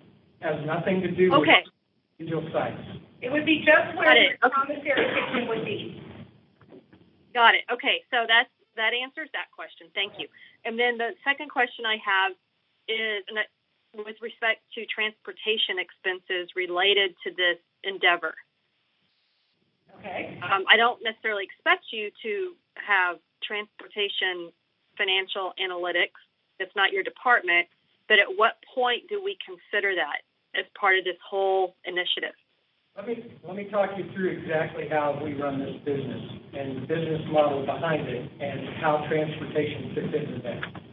When a customer comes to us, they basically come in and say, you know, we want food for whatever program it might be. We sit down with them and we create menus, like a month or 6 weeks of menus. And we negotiate that, and we say, okay, this is what you want. We cost out that menu. We apply 35% food costs back into a revenue, and that's how we charge people what we charge them. In the pro forma, we break it down to the expense level of what it takes to truck that food to an individual site. Like if they're in Gilbert, we're going to factor that into the cost. So we run this business on the basis of margins. We know what our margin has to be, and we will not accept any new business if it doesn't meet those criteria. Jimmy, let me say this differently. Said differently and more succinctly, the transportation costs are figured in. Not only the cost, it's on a mileage basis. If we're trucking something 100 miles, we break even the cost of the truck down to say 100,000 miles on a truck, and if we're gonna truck it for 100 miles, we do that calculation of what that cost factor would be and allocate it back to a specific piece of business. So it's a very detailed approach. Okay, so I understand the commissary side of it, but if we have a central kitchen and we don't have kitchens in our schools anymore, then we're going to incur transportation costs to our schools to provide our students with lunches. Where are breakfast and where are those transportation costs accounted for? That is an excellent question, and I think a little bit of we need to clarify how we're going to operate this centralized kitchen. I think there's a little bit of an underlying assumption that all meals to students will be served 100% out of this commissary kitchen at all sites. That is not what our approach will be from here. What we will do is currently we truck food from our central warehouse, which we bring in a ton of commodity products and processed foods through the USDA Foods program into our warehouse. We truck it out. We do a once-a-week delivery to every one of our sites. What we anticipate doing is doing the same type of delivery out of the centralized warehouse with foods that they would serve on site. They will still do some like fresh vegetable prep. They'll be bringing like mashed potatoes. We're not going to do mashed potatoes and send them out. They're going to do mashed potatoes at the site. But we might create like our lasagnas. Create them, flash freeze them, send them out for them to put in ovens, cook, and serve fresh on site. There's no way we could go and do a breakfast run to 30 sites every day and then a lunch run to 30 sites every day. We're looking at a once-a-week delivery, and right now we anticipate that to be one truck, one driver. A truck right now is running us at about $48,000. for a box truck to be able to go and deliver these out. We do this on a regular basis everywhere. It's not going to be a heavy transportation cost. In fact, I think you're going to see actually cost savings on the back end because we're going to see some labor efficiencies. We're going to see some reduced food costs. As you can imagine, I'll get into that a little bit later on what you can expect out of the centralized kitchen and how our meals will be served. I just want you to know that it's not every meal is going to be cooked hot, delivered to schools, and served from school straight out of the centralized kitchen. That's not what we are planning on doing. We're planning on being able to take the items that we can easily prepare. We can, maybe do some local farm to school and produce some things that you can't necessarily get a local farm to go to 30 schools to deliver bell peppers, but we can maybe make veggie lasagna with the local bell peppers in a flash freezer, send it out to schools. That's our concept. Does that help a little bit? Is that what you're thinking? Actually, well, the conversation is very applicable to my question, but I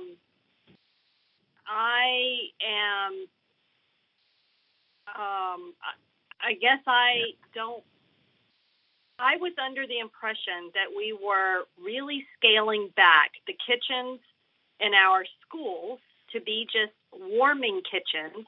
And when I hear warming kitchens, my brain, I've never been outside my own kitchen, but my brain thinks food comes basically prepared and we heat it up and we serve the 500 students that come through the lunch line that day. Yeah. No, I don't see that as a once a week delivery. I see that as every day. Food's getting cooked in the centralized kitchen, sent to the school, that's warmed up, and it's distributed. That's not what we're doing. So that's the piece I think that has needed to have clarity to it, in which Patty's going to explain even further. There are things that we buy that are already processed, that when we have a central kitchen, we begin to make ourselves. For instance, salad dressings. We buy salad dressings in the gallon jugs that are already made, but we would make our own salad dressings because we can make them fresh and send them out and not have all the extra preservatives in them. Or we would make the lasagna as the prime example, or breads, rolls, those types of things. But we wouldn't be replacing the fixing of meals at the school. So we're scaling it back slightly, but we're not scaling it back way back the way that I think it's been a little bit, and I may have done it. I may have been the person who misled that conversation, but the reality is scaling back slightly, but not eliminating kitchens and cooking. But a savings in preparation of a great deal of what we buy prepackaged with lots of preservatives. Instead, fresher meals being done by the central kitchen and delivered. I take for an example. Okay, but okay, go ahead. Dr. Birdwell, if it's fresher meals, then it can't be once a week. Okay, let me help you with that. A loaf of bread can sit on the shelf for 2 to 3 weeks that you buy in the store. A loaf of bread fixed in a kitchen has 1 week shelf life. So on Mondays, or whenever that it's going to have a 5-day life cycle, unlike the 2-week or 3-week life cycle of what we buy prepared. That's the kind of thing we're talking about. Flash freezing prepared food has a shorter life cycle than a prepared boxed meal bought through commodities that can be there for 30 days. Our meals wouldn't be 30 days. Correct. And to think that we wouldn't have food deliveries to our sites, we currently, and this is no efficiency or no cost savings to say we would eliminate Shamrock delivering food to our sites. They're already there. The majority of our schools are already built with freezers and coolers and what have you. In fact, some of the schools that are in the rebuild don't even have walk-ins now as we speak, and we get deliveries from Shamrock. They're going to, like fresh fruits and vegetables, they're going to prepare on site. They're going to cut the watermelons fresh that day. We're not going to come a week in advance and set those out. Absolutely not. We may take like the zucchini bread. Currently, I can buy a zucchini bread at a very elevated cost that's prepackaged and ready to go. But I promise you, I can sit on this counter, and a month from now, you can come there and it may or may not have mold. It probably will not. However, it can probably last in the freezer for 1.5 years. If we bake and package our own zucchini bread to give out to the children, it's going to be a fresh item, and I'm telling you that after about a week, you're going to start seeing some, for lack of a better term, Laura said grossness, it will have mold and it will start to deteriorate. That just shows that there's less preservatives. I think that right now there's a move towards cleaner labels. I hate to use the word clean labels because that's subjective, but cleaner of getting a lot of these preservatives out. And as we're seeing fat and sodium being taken out of our diets in the school food arena, as you've seen that, at least they held off on sodium for a while. Thank goodness. What you're seeing is a lot of additive things that we have no idea what they are being put back into foods to make them palatable. And we want to be able to say, well, we're going to put on the brakes, and where we can, we would like to produce our own foods to send it out to our students to make sure that they're getting, that we minimize that impact of so many preservatives and additives into our food. The reason that they talk about the catering business, I'm going to call it catering because I don't have the back to that. But our service side of the house, and not the school serving side, is where the quote-unquote profit is that allows us to reinvest into the school lunch program. So let's say that they did double the trip up. You're talking about one more truck and one more driver out of the profit side of the house, which is certainly sustainable. But we're not planning on that because we're not planning on producing that much more. But if we did have to double the run, you would still see significant profits out of this kitchen based on our contract meals, which are our catered meals. That's the money. I want to tell you that the money that is earned, a bottom line profit from those meals, contributes significantly to our current program we have. We would not have the availability of all the fresh fruits and vegetables that we have in our schools. We have 27 entrees a day in our middle schools and high school and 6 entrees a day in our elementary. I would caution you, try and find another menu out there that does that. We have districts coming to us going, how do you do it and how do you cap the lowest cost in the state? It's just now magic. We've figured out how to do it, and that's like going out and saying we're going to be able to get the profit margins we need from customers who have nobody else to get the food from. Why not have that entrepreneurial spirit to go out there, get those dollars, and feed it back into our program to our kids? And that's what our sole motivation is for this, is for our children. So, Ms. Kirby, I think it was probably when I was originally throwing the ideas out there, I may have unintentionally not given the right picture of what a central kitchen would do, and I apologize for that. We are not replacing the kitchens in the schools. We are augmenting to them to provide fresher food while expanding our ability to cater and serve those around us so that we can invest back in our children.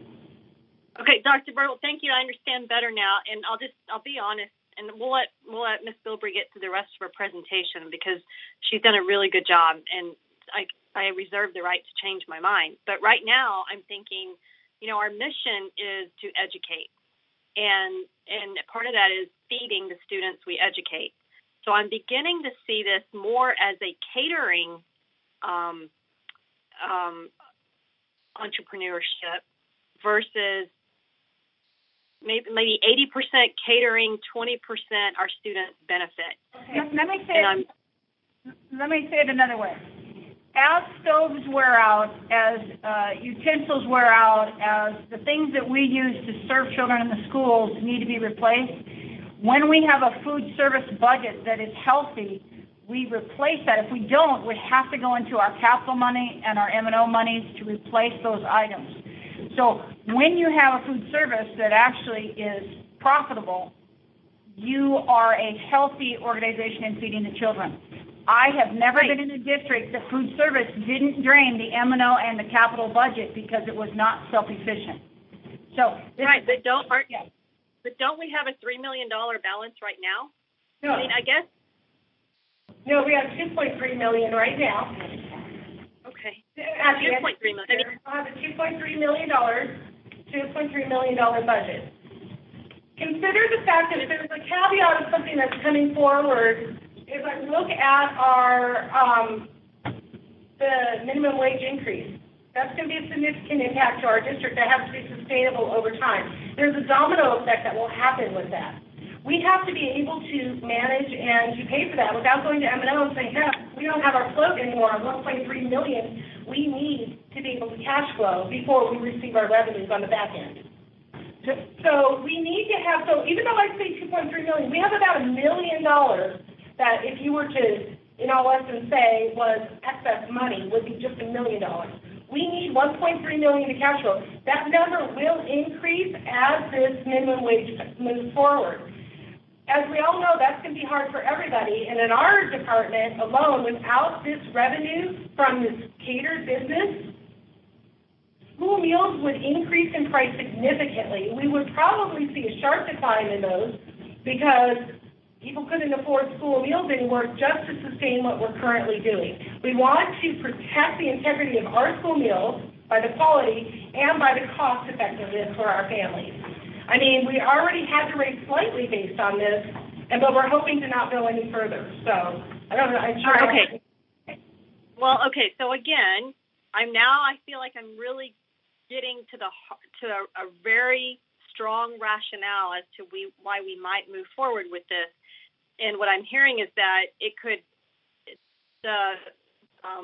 this initiative could fund salaries moving forward, current salaries or increase in salaries for our food service personnel across our entire district. Is that a fair statement? That is very fair. Okay.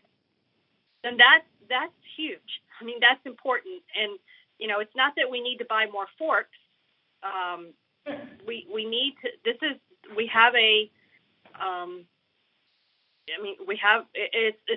a financial sustainability of our employee salaries. And I know those are millions of dollars. And so now I get it. Okay. So thank you. And thanks for entertaining my question.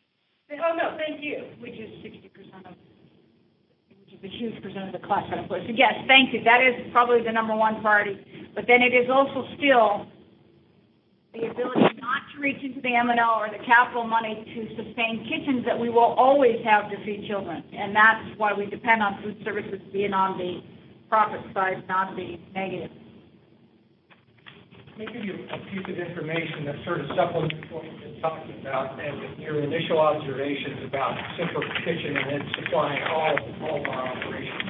I took a look online today about a district in Montana, Bozeman, that has 10 schools, and they do that every day. And they have a central kitchen that sends out all the food to those 10 schools, and they truck it out every day, and they produce it in the central kitchen. Quite an operation. It cost them $4.5 million to build that plant. To extend that out, what we're talking about, we would be not asking for $2 million, we'd be asking for $10 or $12 million to build a new plant that would be able to sustain that kind of operation. So it's a very different animal that we're talking about here. This is something that's just a baby step, if you will. And we are not a full-blown, let's build a huge structure to be able to support that. I think our concept that we're presenting forward is truly what's needed in this district. I don't think we need the other type of centralized kitchen. I think that you don't always find efficiencies in those. I think that we've looked at what could be our most efficient model and what could meet our needs here in this district and be able to push that money back into our students, our employees, and our programs. Yep. So I did have this nice little bulleted point list of all of the reasons why we should have a central kitchen, and I think that it kind of just got incorporated in everything I said. So in the to perhaps give you all the gift of time, because I can gab, I'll stop. I'm excited. I'm in front of you all for once. So are there any questions about this? Any other Board questions? Member Beckham. Thank you so much, and especially thank you, Board Member Kirby, because that just explained a lot to me. And one of the biggest pieces was that $1.3 million cash flow. So I'm going to ask one question before I give an observation. The $2 million investment, what actually does that purchase? That we have an existing footprint now that's about 8,000 square feet. It's basically going in there, blowing out what's there, and making it an efficient operation that will support $3 million worth of sales, plus some central kitchen functions. That means that pretty much a redesign. There's going to be equipment involved, that sort of thing. It's redoing the footprint of an existing building. And purchasing. Yes, that's part of it. And you just Most made of a it. comment that it would push you to the $3 million mark.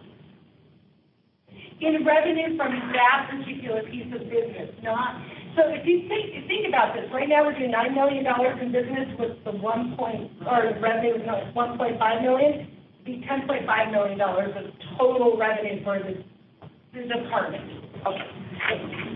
Is that in ultimate capacity or at time? So if you, in year 4, got up to that $3 million mark, in year 5, when you got another contract, you'd have to say no because you were at full capacity. That footprint right now is about twice the size of what's being used. Okay. In other words, we're using about 4,000 square feet of the 8,000 square feet, and we're doing $1.5 million.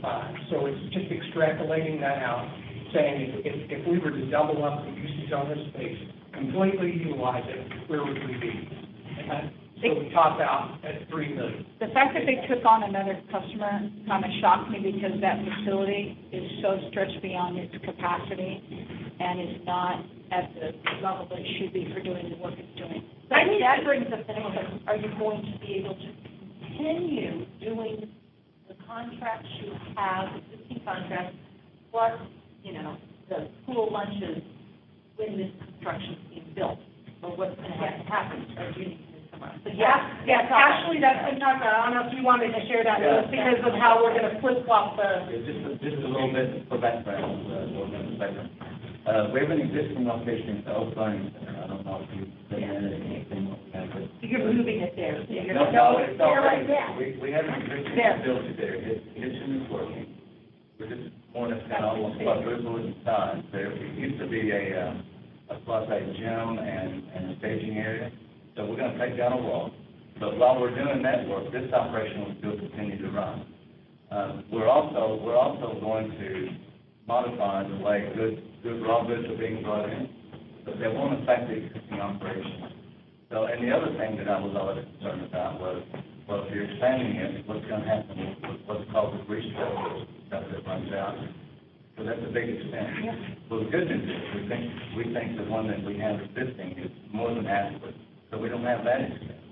So it's more or less moving the wall, expanding operations, working through your flow that you're going to be preparing and stuff, but the existing operation keeps on running. Okay. You'll build a new on the other end of the building, almost like your campuses. You build your new buildings on one end where your fields are another, and then at the end it flip-flops. That's what's going to happen. The $2 million is coming out of what fund? Oh, that's fun. Bond money. So there's only $1 million comes out of bond. The other $1 million comes from the Oh, well, and here comes my next question. And I can see where you could put in $1 million and then find it. That was your thing, right? So you're really not asking for $2 million upfront, you're asking for $1 million because you've got the $2 million there. However, you've just said that you need $1.3 million for cash flow. And then Dr. Birdwell just said you do want to have some cushion because all of a sudden if one of those freezers or the grease pan or the ovens goes out, this is where you get your capital money from this fund to pay for it, so you don't have to go to M&M.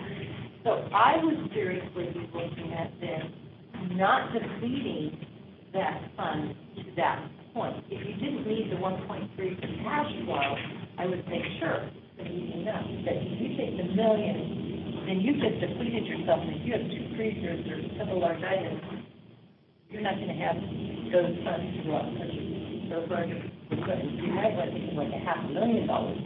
Right. There is a requirement that the district may have to match a certain food service requirement, which is those counties on really good. And I can do that in either M&L or CAP. But do we want to? Well, you'll have that in There's a piece of money we have to spend in the food service. Right, it's one of the whole reasons. There is. There's another. It's a bucket of what you're all. Let's give you, we're going to make you feel better about this. There's another way we can maybe. Yeah. The way we manage, we have a 5-year capital replacement plan. And every year, that comes back every year, and that becomes our current year budget for equipment purchases. in the 1.3 million, and given the fact that we're budgeting for capital improvement over time, we think that we could, anything that goes wrong, we can handle it out of what we've got. We kind of included that in our cash flow. Oh, yeah, and that makes sense. So you're really asking for $1 million to come out of the bond, and then you're going to use the services fund to supply the others. Correct. Board Member Kravitz. How long is a typical contract that you have, if there is such a thing as a typical contract? The contracts go year to year, a lot of them, or they might have a 5-year with a renewable. I think of Maricopa County Head Start. We have the East Valley Head Start. They are renewable year after year. Every once in a while, when new purchasing guidelines came through, they had to rebid, and of course, everybody got nervous. Are we going to lose the Head Start contracts? We did not. I will tell you, we've done this for 11 years now. As contracts end and new ones come up, I mean, some people they want to try a new vendor, not because they're unhappy, it's just time to start something new, and we're always finding new business. In fact, we just got from this thing that the West Valley they're looking to find somebody to service a West Valley Head Start. And we're already like, oh, well, the minute they find out who that's going to be, we're going to be talking to them about, hey, here's a program we do. Here's our, business card, come talk to us. I'm looking for new business. We're always on the hunt. City of Scottsdale, we actually just had to turn down bidding for them because we did not have the capacity to be able to do that. That was Meals on Wheels. It was the senior centers. Bill Murphy was, please bid on this. I just don't feel like we could service you well. That kitchen is probably a quarter of the size of this room where we produce out of. It's amazing what they do in the space they have. We get asked all the time to expand services, we just cannot do it. And in the same hand, when we were looking at what spurred this when we first started hearing all the nutritional guidelines, and then we start looking at, well, when will this freezer go down, and when will this, and we hit the increase of labor. Yeah. And we were looking at the whole district and the total, I think we were $1.2 million hit by the increase in wages, if I remember correctly. So a large number of food services took a big hit on that too. So all of these factors kind of play to, well, have we ever just stepped back and rethought how we could address this? And there's very few places that you create a revenue. Civic funds create some revenue. Food services have the opportunity to create revenue. Any of our fee structures, but those have to go back into the building. So there isn't a revenue stream for public schools, except for in a couple areas. And if we can create revenue, we can offset costs somewhere else, which allows us to put that money back in classrooms. Member Kravitz. Just because of changes in Washington and the Department of Ed or USDA or whatever, however you get your funds, have you heard anything through whisper campaigns or whatever trickle down about changes that could have a negative impact? There have been some talks. Whole other discussion that I don't know how much of a can of worms we want to open up here. I actually just got back from Washington, D.C. in April for our legislative conference up there. We meet with our local legislators. We meet with even other states' legislators. What our concern will be is if they move forward on block grants. But that's why it's very important for us to build our capacity and have as much revenue as we can coming in right now, federal and non-federal, because those block grants might be allocated based on your current revenues. So you want to maximize right now before that were to happen. I personally, the whispers we're hearing is they don't see that moving forward. The new Farm Bill does not have it in it. That doesn't mean that it won't sneak in at the last minute like it did last time. Child nutrition reauthorization is about 3 years behind. Last year they were going to do nothing. It was, with the change in administration, nothing was happening. I don't see that happening. The latest standards that were relaxed by USDA and some of you, I have to laugh about that because it's not really a relaxation of standards.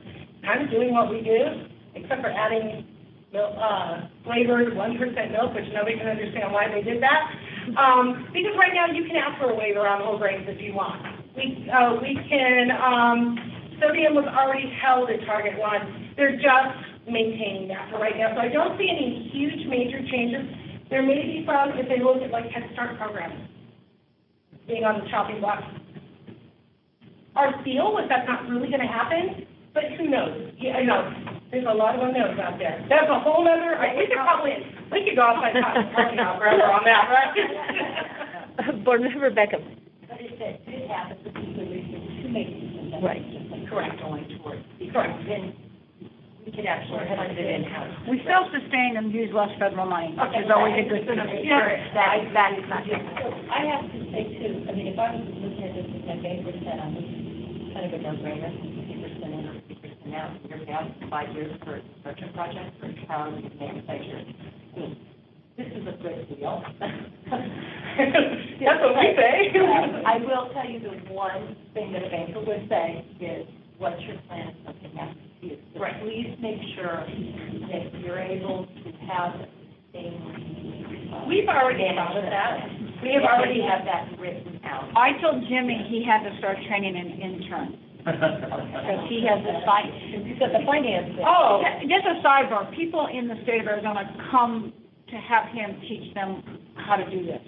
He's that good. So we have a gem here that we. Yeah, he's gone out, we've loaned him out to a couple of districts where like, because I don't know, I shouldn't put this on the record, but there's a lot of districts who don't know, they're dietitians who have come in to run school districts. They've never been taught this, and you didn't have to before. People are starting to learn it, so we're kind of an anomaly. Jim's gone over and helped some districts at their request and said, we'd like to learn how to track food costs, how to do this. And that's how we're able to present a project like this and know 100% that what we're presenting to you is fiscally responsible and is sustainable. We would not be standing here if it weren't for that. We'd be the first ones to pull the plug, and would be as we move forward. If something comes up that we say, ooh, we need to really look at this, trust us that we are not going to put our students in jeopardy. That's our number one job, is to make sure that we sustain a program that's amazing for our kids. Period. All right, I want to throw in a couple of questions there too. Did I see in the documents consent that that $1 million out of the bond, that there's a repayment plan? Did I misinterpret that possibly? There wasn't that original document, we kind of threw that out, I don't know. Remember we said that we could pay back and. I think the way we might have said it. That was in the May was second. that if you went to a bank and borrowed this money at today's current rates, how quickly could you pay that back? That over what amortization period? And I think it was a 5-year period. They're not really going to pay that, but what they will be able to do is through those profits, turn around and buy equipment in the school sites in order to have us not spend more bond money or capital money on a school site. Because I don't know that we could actually legally pay back for the building of the building. We have restrictions on our funds, but some of those are, we can move a wall, but we can't construct a new one. It's the strangest thing. If one didn't exist, you can't put up a new one, but you can move an existing one, which is not rebuilding a new wall. Right. If the part of this project was more than $1 million that we're talking about that's building related, that would have to come from bond money, and that we may be able to pay it back in a fashion. We couldn't supply it. We're prohibited from doing it. So we will be putting in $2 million. It could not. Well, some of this equipment, so that you can't finish. Right. So you'll have to get back to us on what actually is this action plan. And that's, I think, we're not in that phase yet of true design. I don't want to get too far without the board's blessing. Yeah, we didn't want to go down that road without knowing what our marching orders were. And truly having a true understanding of all the different benefits of it and understanding the whole program. So it's a brainstorm. This would be all. But I'm definitely hearing today to really maintain our food services self-sustainability, as well as what they can contribute back into our district, to keep that going in the years ahead, no matter what comes down the road, federally or statewide. We have to grow. I mean, to continue to do that. Otherwise, we are looking down the road at depleting our M&O, situations where it will happen. Patty and I came to the district. Our revenue in food services department is about $10 million. None of that was catering. So if you back out this $1.5 million from $9 million where we're at now, we've actually gone down from $10 million to $7.5 million as it relates to school. So it's not a healthy environment in that sense. So we looked at this as sort of a necessity. If we want to keep the program robust and healthy over time, we have to reach out and do some different things. That's sort of been an impetus for going down this road to begin. Right. I think it's important to note too, there's a $200,000 cash balance in the food service fund when we came 12 years ago, and looked at receptors, and that's already been depleted once through bonds before, and equivalent no equipment was put in. We spent millions of dollars on 2 different bond rebuilds. So we've gone back down and back up again. So we've almost done about $4 million fund balance, and that's pretty significant on 2 of them, right? And the key, obviously, is that keeping that robust program is a significant benefit to our students, to our schools. Absolutely. And that's what we're really trying to maintain, not grow a business. But in that same vein, I'm going to add, for a long time as a board member, I've always heard questions from our stakeholders. How can you create revenue? How can you bring dollars in, earn dollars in? And like you said, that's very limited how we can do that as a district. It's certainly one place. I know Board Member Kirby also has some additional questions as well. So, Board Member Kirby? Yeah, I think a couple of easy softballs, so thank you. So we recently, refresh my memory, Patty, we recently moved some kitchen equipment to, was it Oak or Yavapai? Like recently being in the past 3 years. When Yavapai was, I think there's been always a little bit of a myth about what happened to Yavapai with the rebuilding investment of money. Because even when I came, I thought Yavapai was this big kitchen operation. I thought it was your central kitchen, and then I went to visit it. Yavapai was a closet. It's a very small kitchen. We did not move equipment there. We might have taken equipment that was excess from some of our schools, like our Jeffrey Canyons and our Copper Ridges, years ago when they were built. They were built as these massive, 4 double stacked houses. Well, we didn't. We need 2. So we moved some of those to those sites. We did move when we consolidated Supai and Tomalia to be the Tomalia K8. We have some excess equipment that was at the, we call it Tomalia too, but Oak Learning Academy, I guess is where it's still sitting. That's actually being currently moved now that we've had a year under our belt over to Tomalia K8 and using that for the K5 service line over there. So we do utilize our equipment as best we can. We did pull some equipment from some of our sites that don't need to be used, and we're storing it right now. Some we've auctioned off because it's so old. It's like, I don't even think you can get parts. You have to be MacGyver to read the big oven. That's the truth. And our building services, he's not in here, but do a good job at that. But we have moved some equipment and stored it that is still in very good working condition that we could possibly reuse and we plan to reuse through our central kitchen and through some of our rebuilds. So, extra kettle, what have you. So that was So here's where I'm going. 2 questions, I guess, out of this. So the central kitchen will be at Oak, is that right, or Yavapai? Correct. Yavapai could not even begin to have it. Okay. So how much space will it consume, and what space will it take out of Oak? So currently, the multi-purpose room that was in Oak, it has the stage and the dining area.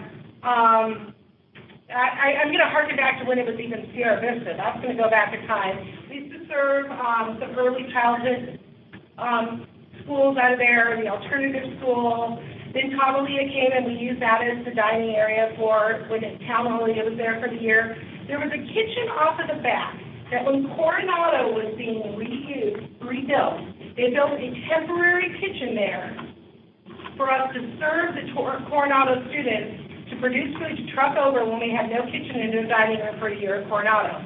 That is the current kitchen that we're producing this huge amount of revenue out of. And it's quite small, quite narrow, quite long. That would then expand to kind of incorporate that entire 8,000 square foot building now, that multi-purpose building, that old one, that's not being used as much. So what do we have children at Oak now? No, the preschool that was there, the preschools at Yavapai and Tonalea have become all-day preschools, so those students have moved to their home sites. And so, no, we have no students there. Long-term, we would like that facility, we haven't spoke with the board, to become part of the Coronado campus and do early childhood development and allow to an expansion of CTE, including internships at the culinary arts facility. But if we have students there, then they're going to need a place to eat. And will they have a place to Early eat? childhood, we would feed in their classrooms as we currently do. That gets delivered to classrooms, and the CTE students would just come over for their classes. I would say. If we were to house an alt-ed center there, which has done that in the past, you have multiple large spaces besides the multi-purpose room. You have a large media center that could be a multi-use facility. So there are large spaces, but it only houses about 300 kids, and then you're out of capacity, which is why we had to move Tonalea. Okay, all right, thank you. You're welcome. Okay. Thank you both. Anything else? All right. Excellent. Thank you. all. It was fun. Thank you. It was fun. That's what we say every meeting. This is so much fun. Yeah, that's the last. What would you like us to bring it back? A board vote.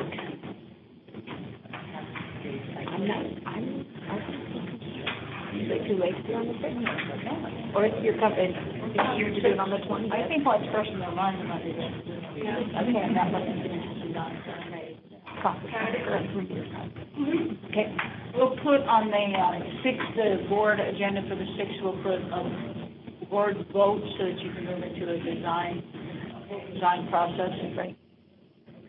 Do you need anything from us for that? Yeah, agenda We'll do item it tonight. We'll work with Lewis on an agenda. Okay, perfect. And I need to just leave, I'm going to write, I have to take Jimmy to his car, so he's on vacation. Jimmy, thank you. He's an hour vacation every day. Thank you all. Thank you. Thank you. Remember back in.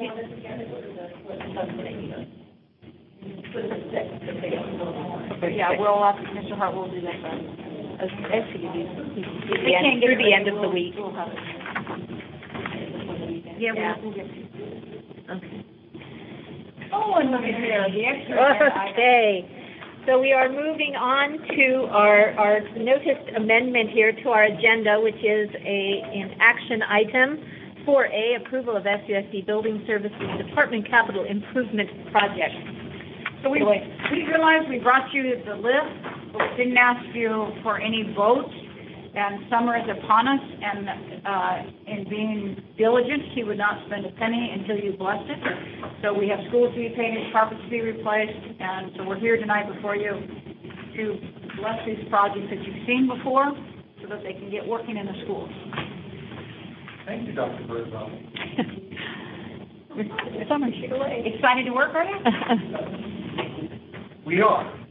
We've been doing a lot of work, but we definitely wanted to make sure that we dotted our I's, crossed our T's on these projects. We brought them to you, and these are all the same numbers, different format. I cleaned it up, closed it together so that all the projects are together, but you can still see what's happening at each campus.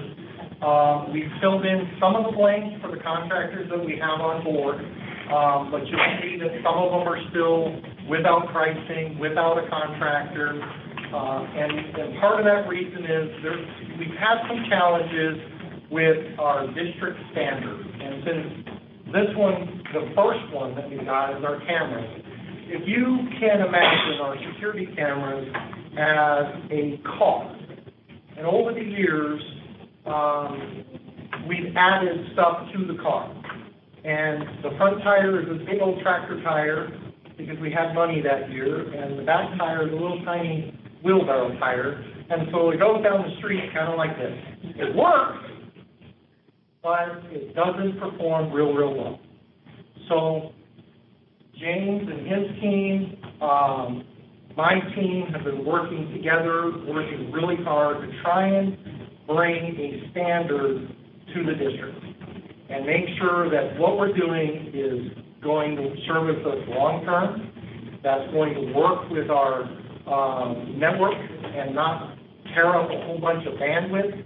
And that goes for, a few other systems, our access control and things like that. So we've been a little bit delayed in getting this completed and bringing it to an actual price tag and a vendor, but we're close.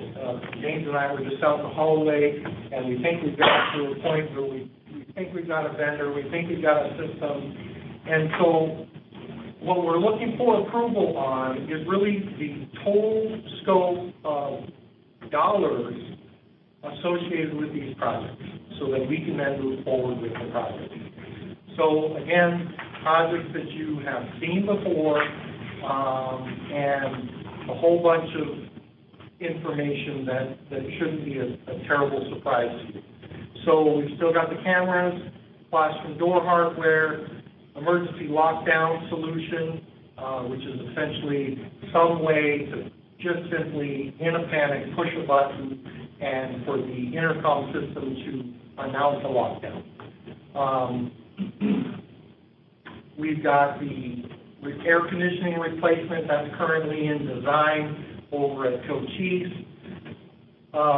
We packaged this group together, the Cochise and Cocopa work, asphalt, irrigation, parking lot, basketball court.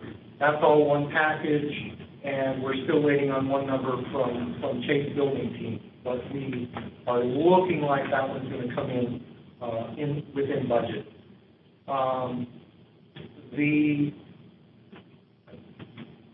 Can't read that. Bell, I should have brought that.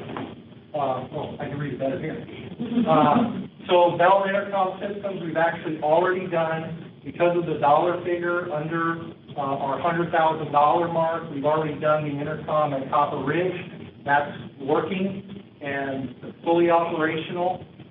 They even added a rooster sound to the warning bell. So that was a nice touch for Copper Ridge. Connolly K8, we've got a solution, and we're ready to move forward with that one.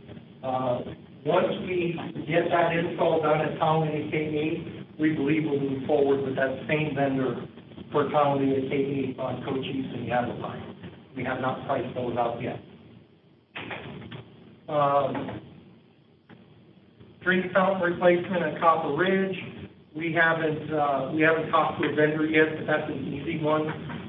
That's simply taking the old drinking fountains and replacing them with the new ones with the nice fancy bottle fills on them. Exterior paint, the reason I've got this in gray, it is not likely that we're going to start that this summer. We will probably start it as soon as school starts at night. I've done 6 school paints. I actually got better pricing when I did it at night and when I did it not in the summertime.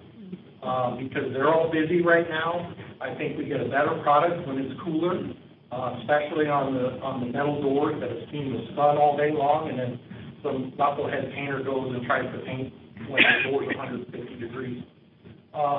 So that one's only in gray because I know I'm not going to do that this summer, but I still want that project approved, or those projects approved. Flooring replacement, that one, as you see, is a little bit tough. We went through those schools, literally every square inch of those schools, after we presented the budget. We looked at all the carpet, all the tile, whether we were going to do polished concrete, whether we were going to do tile or LVT, and these numbers are a reflection of doing the entire school. The scope of work that was originally put together was really partial school, 2/3 of the school. Didn't include the cafeteria. And for me, from a maintenance standpoint, from a management standpoint, I would like to be able to say the entire campus was done in 2017. Not say, well, rooms 220 through 240 were done in 15, and then these were done in 18, and these were done in, it's a maintenance nightmare. So, we've got some increased costs, but what I would say is, I know that we're gonna have savings in some of these other projects. So our bottom line, ultimately our bottom line should be fine, okay? I'm not coming back and saying, I need more money because I know I've got savings in some of these other projects, okay? Roof renovation at Copper Ridge, that one's in gray also because that one is a little bit of a challenge. We've got solar that is screwed directly into the metal roof. And so we're working with Midstate Energy, trying to do some things, trying to talk about some other alternatives. And so we've got some design issues that we're going to be dealing with. So we're going to push that off until we resolve that. And once we've resolved that, then we're going to move forward with that project. Bottom line is, I've got 4 gazillion holes in the roof. Some of them leak, some of them don't. And we got to fix them. So we're going to fix them.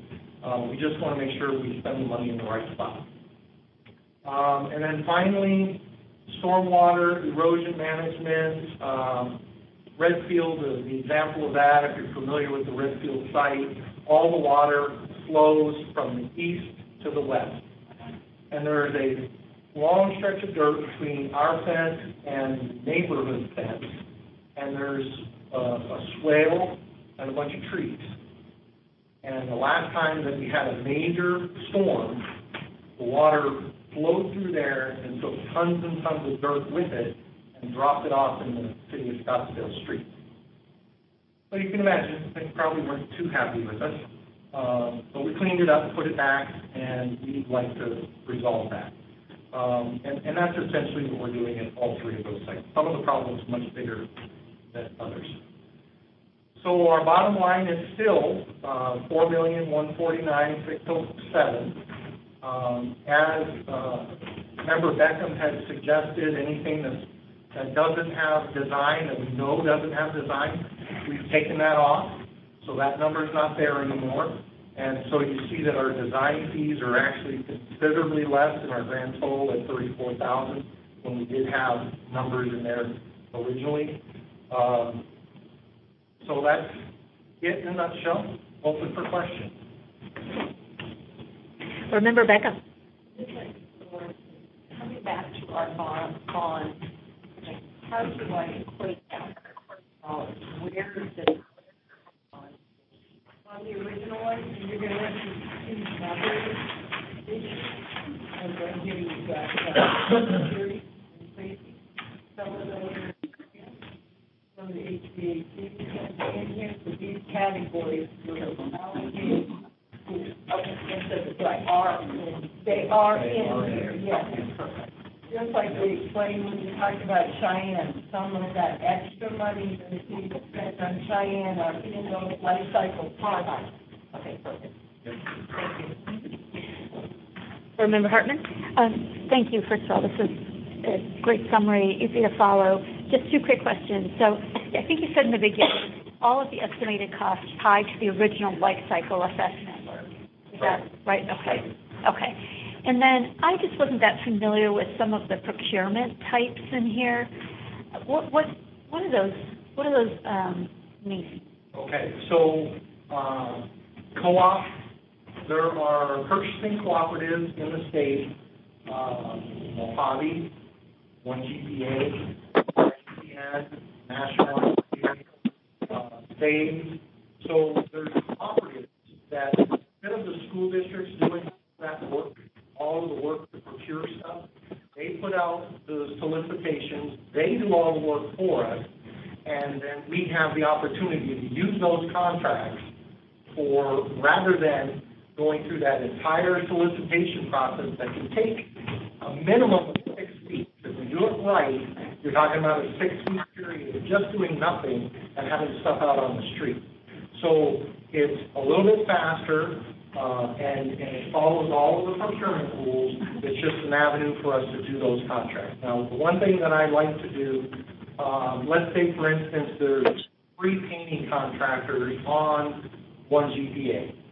Well, I'm not just going to simply go out and give one contractor all the work.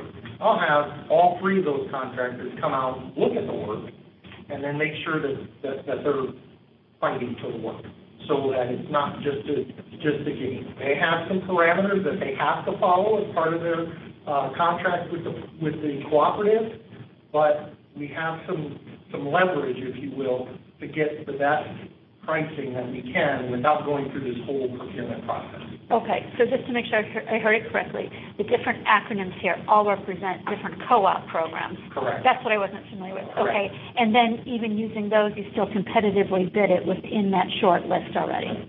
Okay. And in some cases we don't. I'll be honest. There's some that it's like, we want your product, so we're going to trust, because you've already done your cooperative solicitation, that you're giving us the best pricing. But if it's, for instance, is our fire alarm system. We have 80% of our campuses are notified fire alarm systems. So our guys know how to work on that system.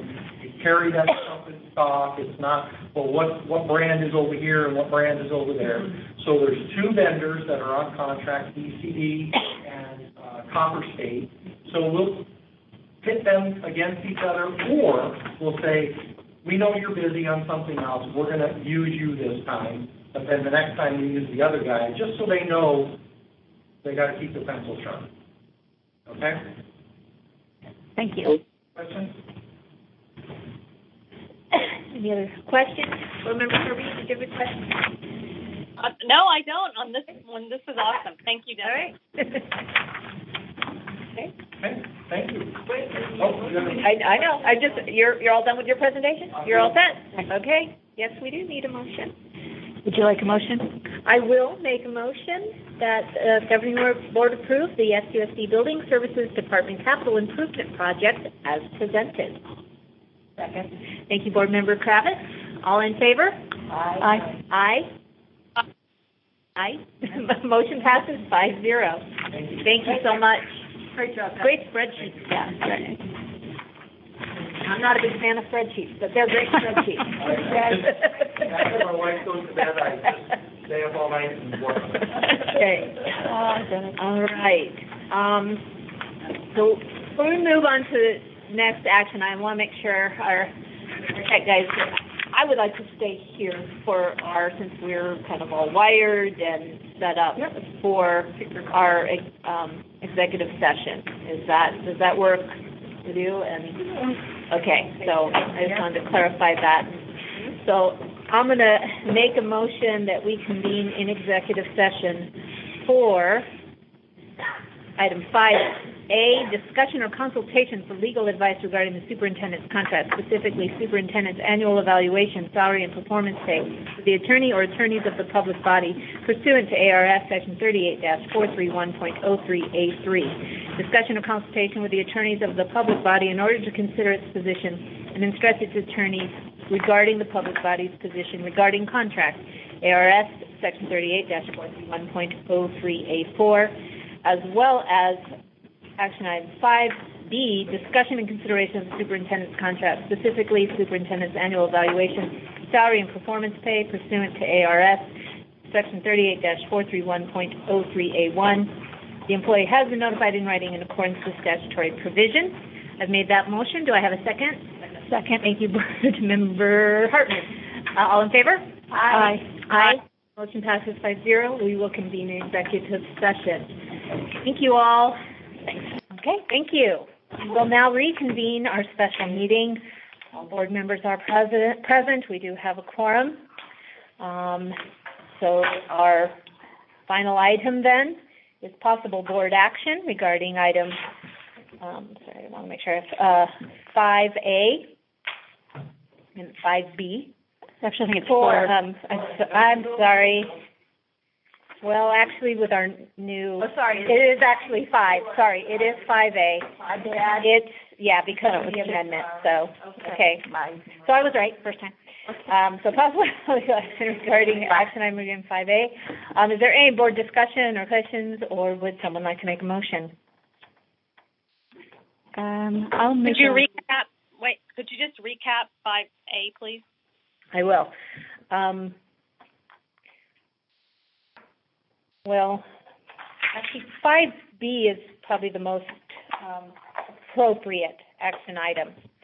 5B, discussion and consideration of the superintendent's contract, specifically superintendent's annual evaluation, salary and performance pay, pursuant to ARS Section 38-431.03A1. That is our possible action item. Action item 5A regards to our board's request for legal advice, so I think we can focus on 5B. All right, so go ahead, or I'll offer a motion unless you have a question.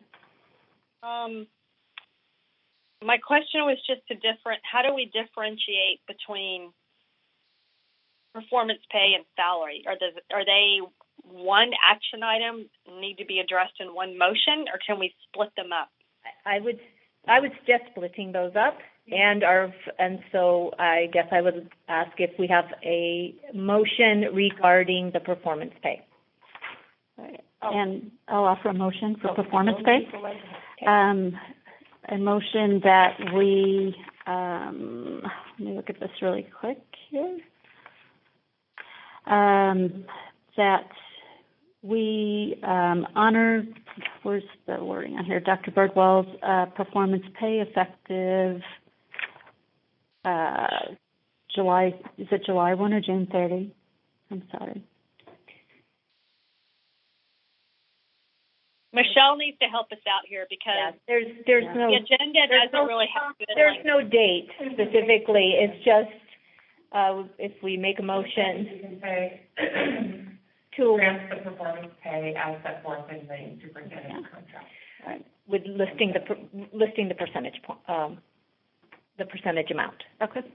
So it was the performance pay up to the full amount, the 5%. For this first term. I'll second. All right. Thank you, Member Kirby. All in favor? Aye. Aye. Motion passes. That was an aye, correct? Yes. Motion passes 5-0. All right. Now, I guess to move us along, I'll make a motion that pursuant to Dr. Birdwell's contract that allows this board to, effective July 1, 2017, provide Superintendent Dr. Birdwell with an increase in annual base salary that shall not exceed the average increase received by all district employee groups. I make a motion that we increase her salary by 1% in consistency with the cabinet increase that they received for the fiscal year 17-18. I'll make that motion. Well, I don't know if this is an amendment or discussion. Okay. Because it may be one and the same. Okay. But I would like her salary increase to be a weighted average of classified, certified, and administrative, as opposed to just why don't one. We go ahead and discuss that first? I'll table my motion, and we'll discuss that. We reviewed the language. We could indeed do it average. The contract language specifically says it may not exceed that average. 1% clearly does not exceed that average, but it is also consistent with the cabinet increase. That's why I chose that number. So. Okay, but teachers got 2. I understand. So it could be 1.5. I just want to. My proposal would be the weighted average of the employee groups, but I don't know what that percentage is. We would have to calculate that, but I think we could tonight make that motion, or if. I would be more specific, especially given the information you got from Fitton, because that. We couldn't specify. What is our weighted average going to be? Classified employees at 1%, certified employees at 2%, science and support at 1%, and cabinet at 1%. Is that the average that you're looking to? Classified No, one. no, it's Classified 1, certified 2, psych and support 1, and because, cabinet 1. No, because the certified at 2% is a much larger bucket than classified at 1. So that's why I said weighted average. Yes. But weighted is not just a simple average, it's a weighted average. Right. I understand, and that's why that calculation really couldn't be done tonight. Right. No, I just want to because we would have to be clear, yes. Well, and there is complication here because I believe it should be 1%, consistent with cabinet. If you're making motion or want to have a discussion, I think the rest of the report has to. But that's inconsistent with her contract language. It says up to the average. It doesn't say that is defined.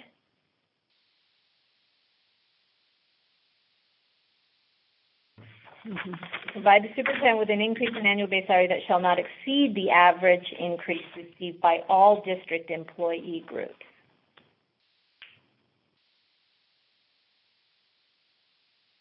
So either one's appropriate. Yeah, I'm not arguing that. I get it. Okay. You're right, but I would just prefer that we do a weighted average on all employee groups. So your motion's on the table. There can be a second. We'll vote on it. Well, we can also have a discussion. And Board Member Hartman, would you like to kick off that discussion? So I am comfortable with the 1% consistent with cabinet for the reason being that our teachers, we are trying to increase their compensation for a period of time where they did not receive increase in compensation. So we're trying to accelerate that path. I know Dr. Birdwell is comfortable with her salary as it is. In fact, she's been very actually mature and fair about it and seeing that it's actually a fair salary, but I still believe that if we're going to award the cabinet 1%, I would be very comfortable with Dr. Birdwell's 1% as well.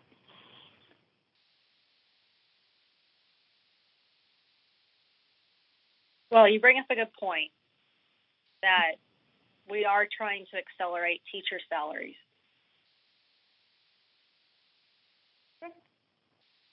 So thank you for that.